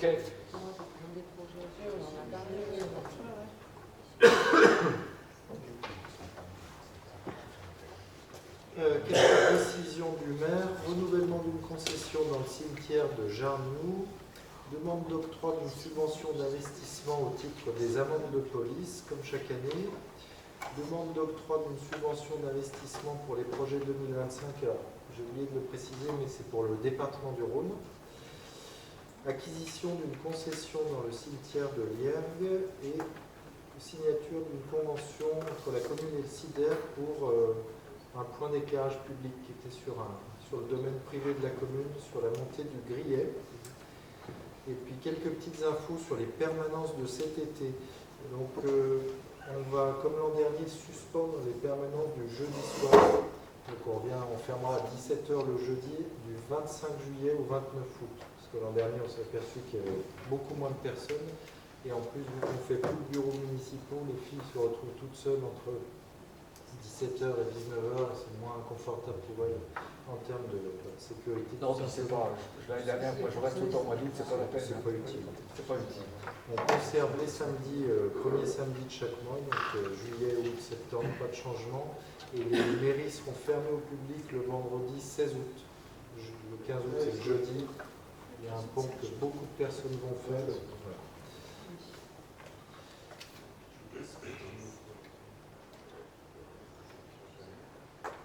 Vous savez qu'on a été déclaré commune sécheresse. Il faut le faire avant c'est la période du 1er janvier 2023 au 31 mars 2023. vous avez 30 jours pour faire dire, ils ont 30 jours pour faire la déclaration. Ça a paru dans le journal officiel. On a été retenu en constat. Là, le skatepark s'est parlé. Aujourd'hui, on a une proposition. On a des personnes qui étaient acheteurs de la propriété où il y a la gare du Taco. Ça faisait 3 fois que je m'étais en opposition. Parce que je pense que la gare du Taco de Jarniou est superbe, c'est la seule. Elle est superbe. Alors, ce que j'ai découvert, qu'on vous montrera, c'est que la gare de Liergue, elle est authentique. Le quai, vous avez l'écran, on montrera celle de Jarniou. Mais celle de Liergue, l'avancée, le quai qui existe, qui est là, il existait sur les vieilles photos qu'on a retrouvées, et elle a été construite en même temps que la gare. C'était un quai de déchargement, et nous on a cru que ça avait été refait par l'EDF quand ils ont pris les locaux. Et là, et par contre, la gare de Jarniou, faites la voir si vous voulez, elle est superbe. Donc, je me suis heurté à plusieurs promoteurs, dont Dugelet. Et c'est un petit studio. Nous, on ne l'a pas acheté pour le studio, on l'a acheté parce que je considère que cette gare, elle doit nous revenir automatiquement. On l'a acheté combien? C'est la vue. On l'a acheté combien? Alors la proposition, c'est pour ça qu'on fait la proposition d'information, il faisait une proposition de 70 000, on est tombé d'accord à 60 000. Non, c'est ça. Nous on était à 50 000. Ça, tu trouves bien? Ah oui, c'est pas cher. Je te le dis. Voilà. Et ça sera, pour l'instant, elle est vraiment superbe. Donc les gens qui étaient acheteurs, il y avait plusieurs groupes qui étaient acheteurs, et puis les vendeurs n'étaient pas d'accord, mais la mamie qui a 101 ans, c'est un couple de femmes, et l'élève qui a 101 ans, 102 ans, qui est en train de passer l'arme à gauche, et puis l'autre, ils sont quand même sont arrivés à être d'accord, et la dernière bonne nouvelle qu'on aurait, je t'ai donné l'information. C'est qu'il y a une personne qui est intéressée et qui conserverait la maison, qui ferait. Voilà. Donc là, vous avez à l'écran l'ensemble. Voilà. Donc la gare est ici, avec un portail qui donne directement dans la rue, donc ça peut être divisé. Et le montant de 60 000 €, c'est la gare avec le petit accès et le terrain ici pour faire l'aménagement de la voie du Taco, voilà, dont on a besoin assez rapidement pour les travaux qui démarrent fin septembre. Et il reste en effet 7 maisons avec tout le terrain qui est en dessous. Et je trouvais que quand on met 1,5 million sur la voie douce, essayer de mettre je trouvais que c'était bien. Ça fait entre la gare de Liergue, en sachant que celle de Vitz-au-Jarniou n'existe plus, ils l'ont englobée dans la salle des fêtes. Je trouve. Et oui. Appuyée, elle était où? Elle était à la bascule avant, non? Non, elle est vers Philippe Berger. Ah oui, elle est super à la gare.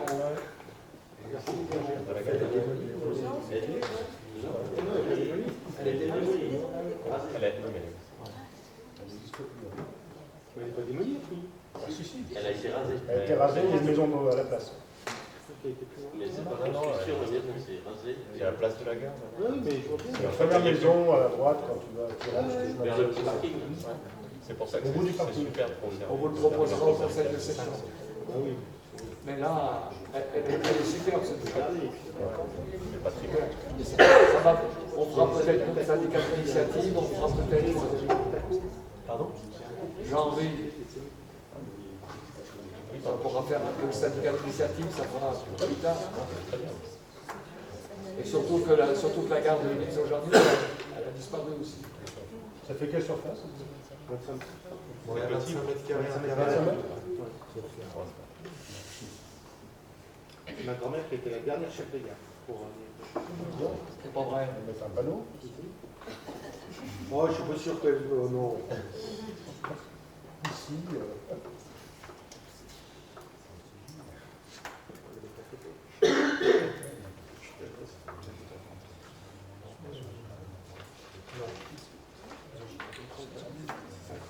Régine Gauthier.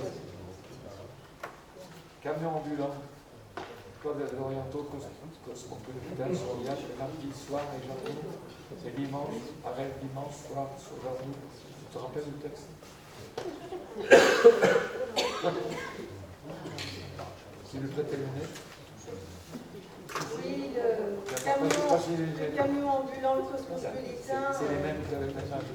Le cosmopolitain, je ne sais pas si on a eu bravo, des problèmes de communication ou quoi. Enfin bon, il ne trouve pas sa clientèle sur Jarnoux, donc il souhaite arrêter de faire son arrêt sur Jarnoux et il souhaitait venir s'installer sur Toulouse. Voir une autre fois son lien.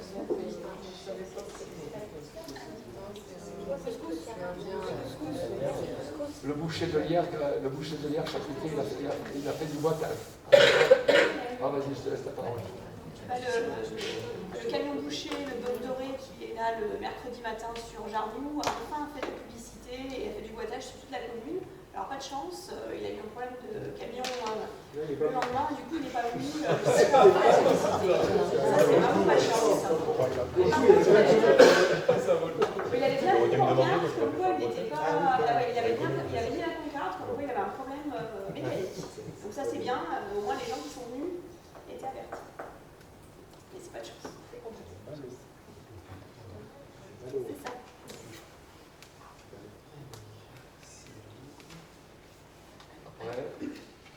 L'information au niveau des écoles, on a reçu un courrier de l'académie qui informe de l'ouverture de la 2e classe maternelle à Pouilly. Donc ça fera 6 classes sur Pouilly à la rentrée. Donc les agents techniques. Bonne nouvelle ça. Bonne nouvelle. Mais oui, en plus il y avait la place, il y avait 2 salles. Donc, pas vu. Et c'est prévu, enfin, voilà, d'après les effectifs, voilà, sur au moins 3 ans, les effectifs montrent qu'ils vont rester stables, donc c'est bien.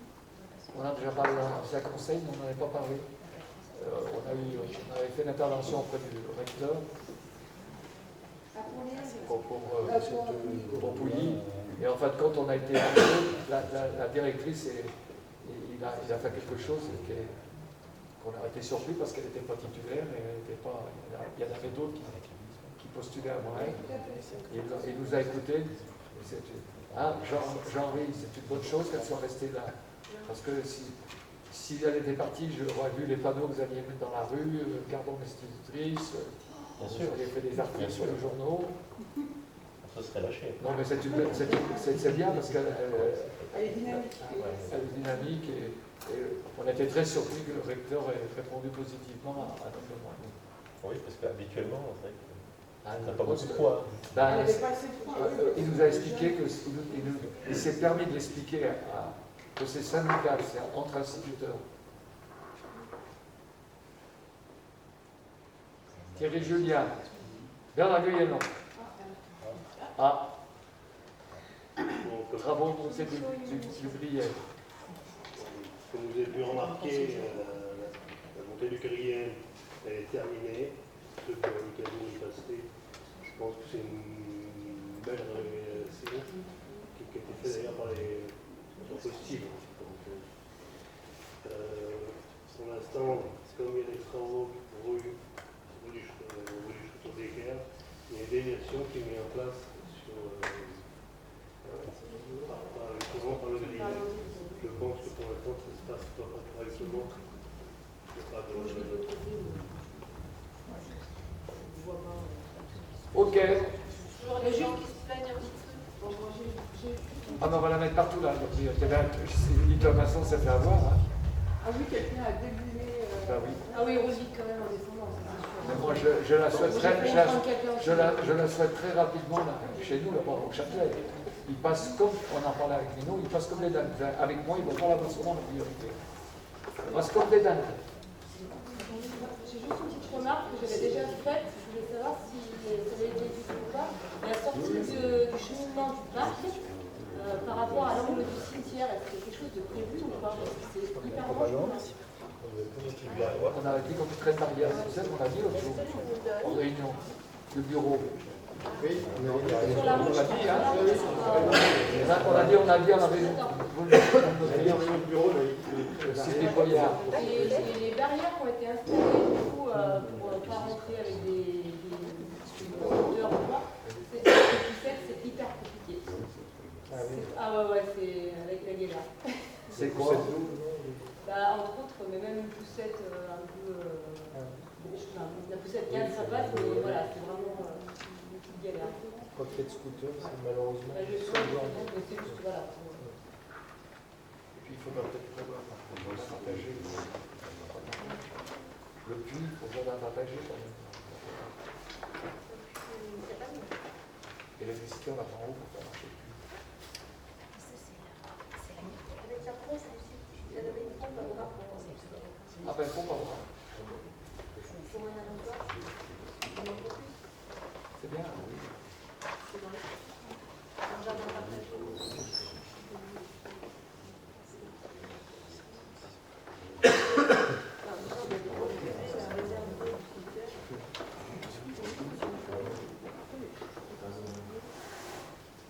Non mais là au cimetière, c'était l'eau qui était dans les caveaux.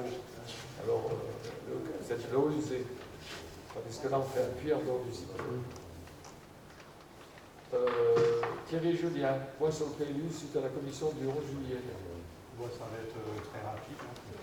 Donc, ce matin, donc, on a fait la première réunion avec les personnes publiques associées.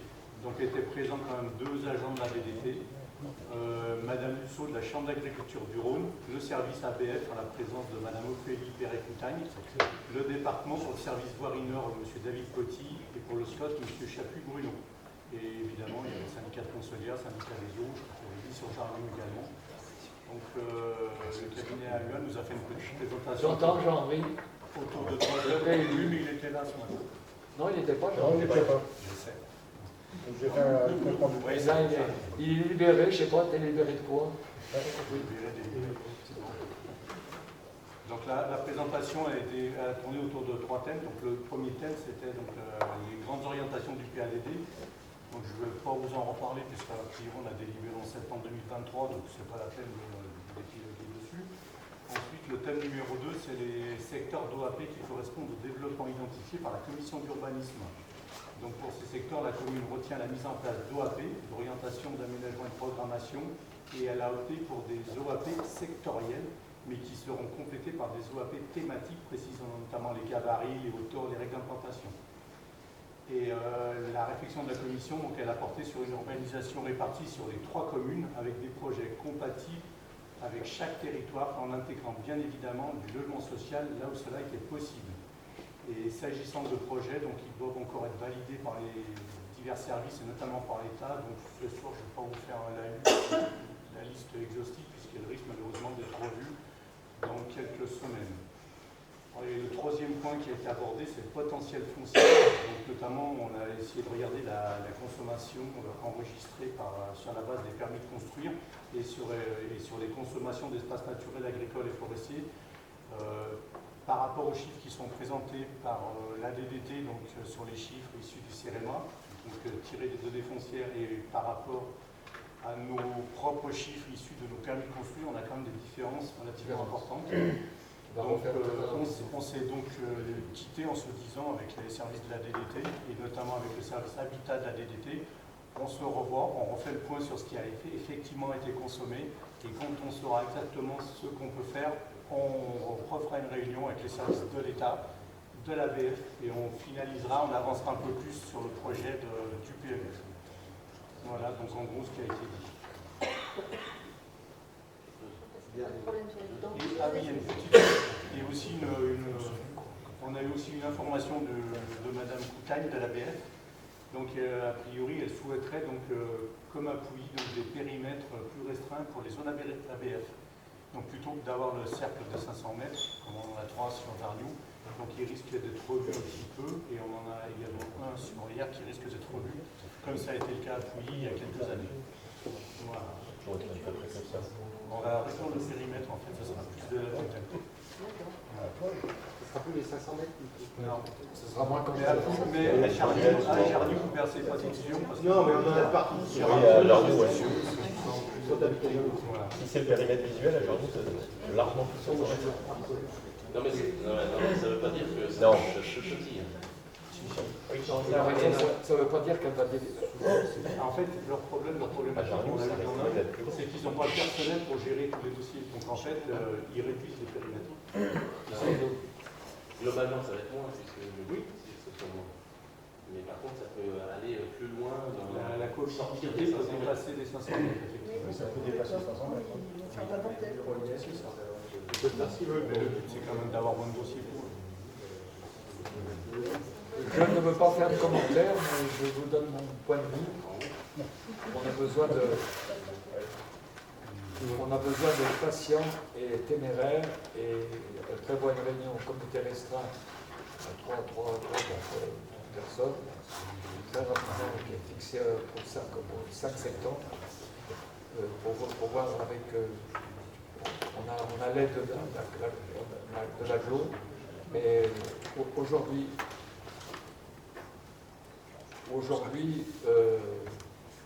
rien n'est débloqué. C'est-à-dire qu'on n'a pas 1 mètre carré de constructible, et ils vont nous dire, ils vont voir ce qu'on a utilisé, ce qu'on a utilisé sur Lien, ce qu'on a utilisé sur Jarniou, ce qu'on a utilisé sur Pouilly. Et puis voilà, il y a un ratio qui va sortir, mais le ratio qui va sortir, il est loin de nous satisfaire, parce qu'il est en complète contradiction des logements sociaux qu'on nous oblige, quoi. Alors, j'ai dramatisé, j'ai presque fait ma larme, quoi.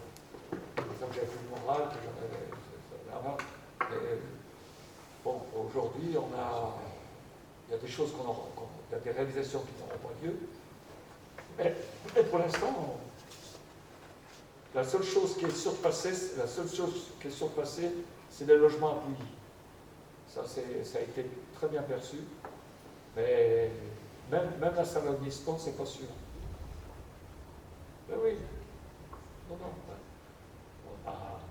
Ça va pas être aussi facile qu'on croit.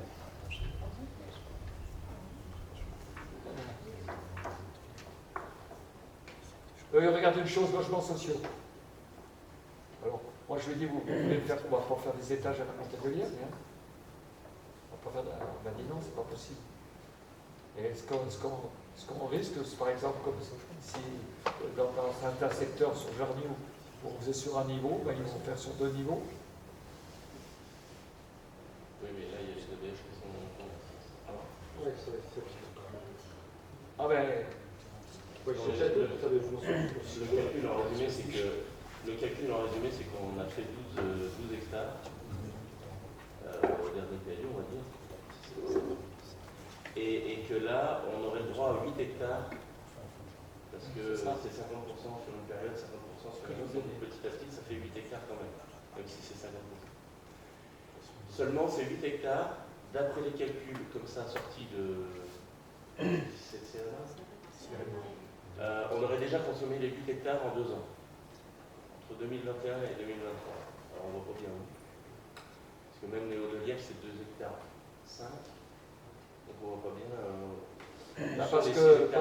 Parce qu'on a eu une année, qui était l'année dernière, on a eu quand même, c'est l'année dernière, on a eu beaucoup de personnes. C'était les hauts de Liège essentiellement. Essentiellement. Les lotissements qui sont sortis. Oui. Et puis le Clos-Opéra, enfin en bas, là. Ça fait pas 8 hectares. Ah bah oui, c'est le Clos-Opéra. Ça devient en surface, ça devient. Oui, mais en surface, ça fait pas 8 hectares. C'est 5000 ou... Parce qu'ils n'ont pas dit où ils avaient été consommés. Ils n'étaient pas capables de dire où ils avaient été consommés. Non. Non, ils disent pas, ils disent rien. D'ici 10 jours, ils pourront donner. Pour l'instant. Alors même été étonné. Ouais. C'est bizarre qu'il y ait une réunion qui a calculé des trucs. Bah oui, c'est ça. Mais ça voudrait dire quand même qu'il n'y aurait plus rien. Même au-delà, plus rien. Au-delà de rien. Ça va même écrouler, il y en a trop de Ouais, frais. non, pas trop. Mais par contre, il faut faire des logements sociaux. Votre commentaire, monsieur le directeur. Non, J'aime bien le commentaire de mon directeur. Non, mais la contrainte réglementaire, c'est que s'il vous plaît, on doit mettre en route 87 logements sociaux avant le 31 décembre 2025, c'est-à-dire très très bientôt. Et que là, on en a mis en route 4 sur ces 87 qui sont à coût immonial. Et si on n'arrive pas au moins à remplir 50 ou 60% de notre objectif, il est clair que l'État va multiplier nos amendes par beaucoup. Elle passera à 125 000 comme à Chazelle. Voire plus. Plus qu'on se fera spoiler la compétence urbanisme, c'est clair. Donc il est urgent en fait de mettre en route au moins 2 opérations significatives où on puisse dire on a lancé des choses. Sinon ça va être très très dur en 2026. Mais pour ça, il faut avancer le PLU. Et oui, voilà. Donc c'est pour ça que là, C'est pour ça qu'on accélère rapide. Sinon c'est carton. Et surtout, ce qui est bien, c'est qu'en fait, ils vont nous dire si c'est bon ou pas qu'après. Oui, une fois qu'il est arrêté. On n'a pas de chance parce qu'on a un président qui est complètement. Bon, je ne veux plus en parler. Mais Attal avait fait s'il était resté, il avait fait des propositions intéressantes. Justement, expliquez-le. Oui, sur le logement intermédiaire. Et voilà. Parce qu'aujourd'hui, si on lance une opération, on est bloqué. On ne peut pas. Il faut avoir déposé un PLU. On ne peut pas construire là où c'est pas construit. Par la vie. Non, c'est pas obligé. Il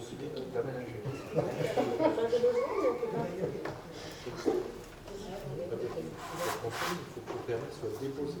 Pas forcément accordé, mais au moins déposé. C'est quoi la solution? La faut aller vite. Il faut aller vite pour le PLU. Sinon ça va être très dur. Attendez, Thomas, vous dites qu'il faut que le permis soit déposé, pas forcément accordé. Oui, ça permet de gagner un petit peu de temps. Si on arrive à ce que le PLU soit exécutoire en septembre 2025 et qu'on arrive à déposer 2 permis dans le dernier trimestre 2025, on peut contractualiser. C'est sérieux. Il faut que le PLU soit arrêté par le Conseil en janvier 2025, qu'il y ait toute la phase d'enquête publique avant l'été, pour qu'en septembre il soit exécutoire. S'ils ne trouvent pas véritablement ces 8 hectares, oui. Ils sont surpris. Parce que s'ils les trouvent, ils disent bon, ben, il faudra qu'on voit comment. Parce que c'est pas de solution. Ah ben, si tu Moi, je lui ai parlé. Parce qu'il y a quand même. Ils vont quand même trouver. En partant, je l'ai pris à part. Ils prennent en considération le fait qu'on a marié 2 villages ruraux et qu'un semi-urbain, il faut qu'ils prennent. Voilà. On va faire comprendre. De toute façon, moi, je ne peux pas rester là. Il y a quand même une répartition sur le sol. Je ne peux pas rester là. C'est par rapport au TPC. Dire qu'il y a une distribution qui peut être différenciée selon les. Dès qu'on aura un Premier ministre, pouf. Il y en a qui va se dire dans 2 ans. Ça colle pas avec notre. Ça m'en va rapidement, Mélenchon. Avec l'autre latéral, on prend du retard.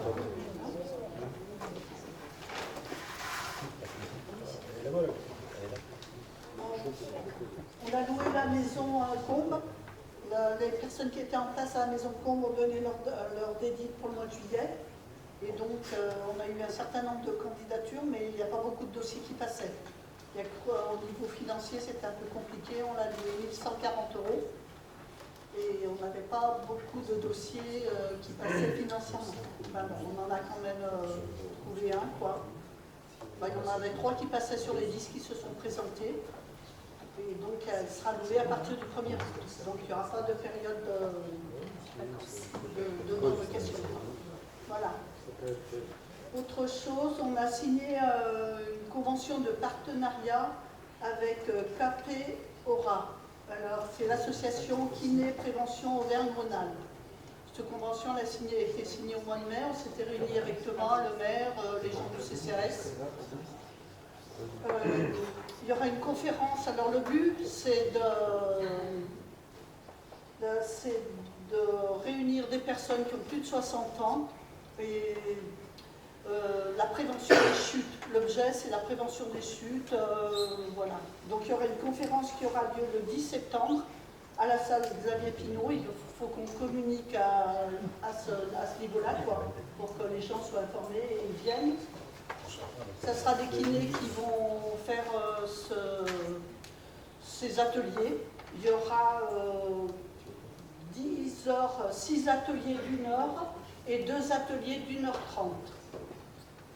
Où il y aura différents types d'interventions, de kiné, qui va intervenir aussi, on a dit. Je ne me souviens plus. Psychologue aussi. Voilà, enfin, le but, c'est d'éviter les chutes. Il y aura aussi un atelier nutrition pour les personnes âgées. Voilà. Donc, ils vont prendre 10 participants. Par contre, la personne qui va s'engager, il faut qu'elle fasse 10 personnes de plus de 60 ans. Enfin, à partir de 60 ans, parce qu'ils considèrent, voilà. Par contre, les personnes qui vont s'engager, il faudra qu'elles assistent aux 10 ateliers qui auront lieu. Voilà. Donc, on va communiquer à la rentrée à ce niveau-là. Et surtout, il y aura une conférence qui sera tenue où ils expliqueront le but de ces interventions. C'est entièrement gratuit pour nous. Voilà. Donc on a été sollicité par cet organisme-là. Enfin, c'est une association. On a répondu positivement. On verra. J'espère qu'on aura au moins 10 participants. Mais normalement, ça devrait... J'ai commencé un petit peu à en parler un petit peu. Et le principal, c'est la communication à la rentrée. Voilà. Moi, c'est tout ce que j'ai à dire. Le ménagement des infirmières, on Comment? en avait parlé parce que je vois. Sylvie Collard. Oui. Petit retour sur la visite de cette belle salle qui a été bien menée par Louis, du coup, puisque c'est elle qui a ouvert les portes. Les retours des associations qui étaient essentiellement de Pouilly, mon souvenir, j'ai vu quelques Lierdois, très très bien, il n'y a pas eu de... Voilà, la seule proposition que tu as faite, c'est un frigo plus grand. Juste, oui, la salle du bas, on m'a juste dit que peut-être un frigo, une chambre froide pour un baptême, tout ça, c'est vrai que ça pourrait être plus utile. Les prises électriques, pardon, à l'extérieur, ça serait bien. À l'extérieur, ça j'ai pas eu l'écho, mais d'accord. T'en fais écho. D'accord. Voilà, sinon, non, tout le monde a trouvé très très beau les travaux. Voilà. Feu d'artifice, alors tu parles du feu d'artifice. Oui, tout simplement pour bien. Oui, tu parles de s'inscrire au repas. Voilà, que tout le monde peut toujours s'inscrire au repas qui est proposé. Donc, si vous n'avez pas vu, donc il y a menu paella ou menu burger. Voilà. Et la fête sur place, évidemment. Vous pouvez encore vous inscrire. On s'inscrit à la roue. Auprès du comité des fêtes. Sinon, il y a le flyeur qui avait acheté les produits. Il faut s'inscrire en ligne aussi. Il faut s'inscrire en ligne aussi. Mais sur place, voilà, il y a quand même, on a prévu un petit peu plus pour ceux qui vont venir sans avoir réservé. Merci. Prochain conseil municipal. Elle a mis des questions. Vous avez faim? On va vite aller. Moi, je voulais rajouter Je voulais donner que j'avais distribué pour la soirée du rire des petits tickets à vendre. Voilà. On en a mis 6 au lieu d'en mettre 10 pour les autres années. Donc j'espère que chacun participera. C'est une avenue. Il n'a pas eu? Ah non, j'en ai pas eu,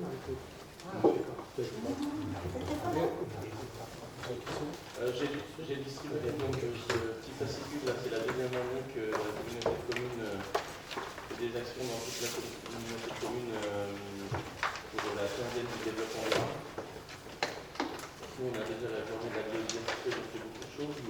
là, il y a deux choses qui font pour porter les pierres heureuses. Une conférence sur l'autoconsommation faite par Céline Doré.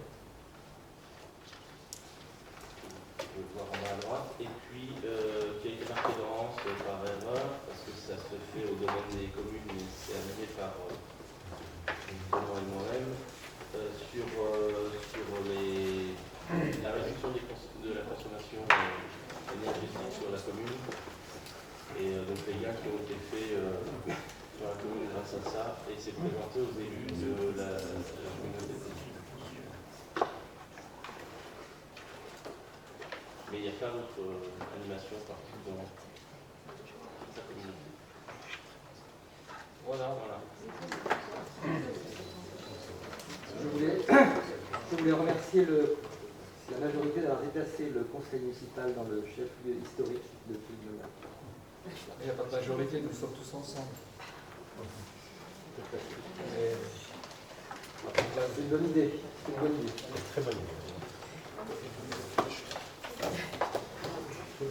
Donc le prochain conseil municipal, le jeudi 12 septembre.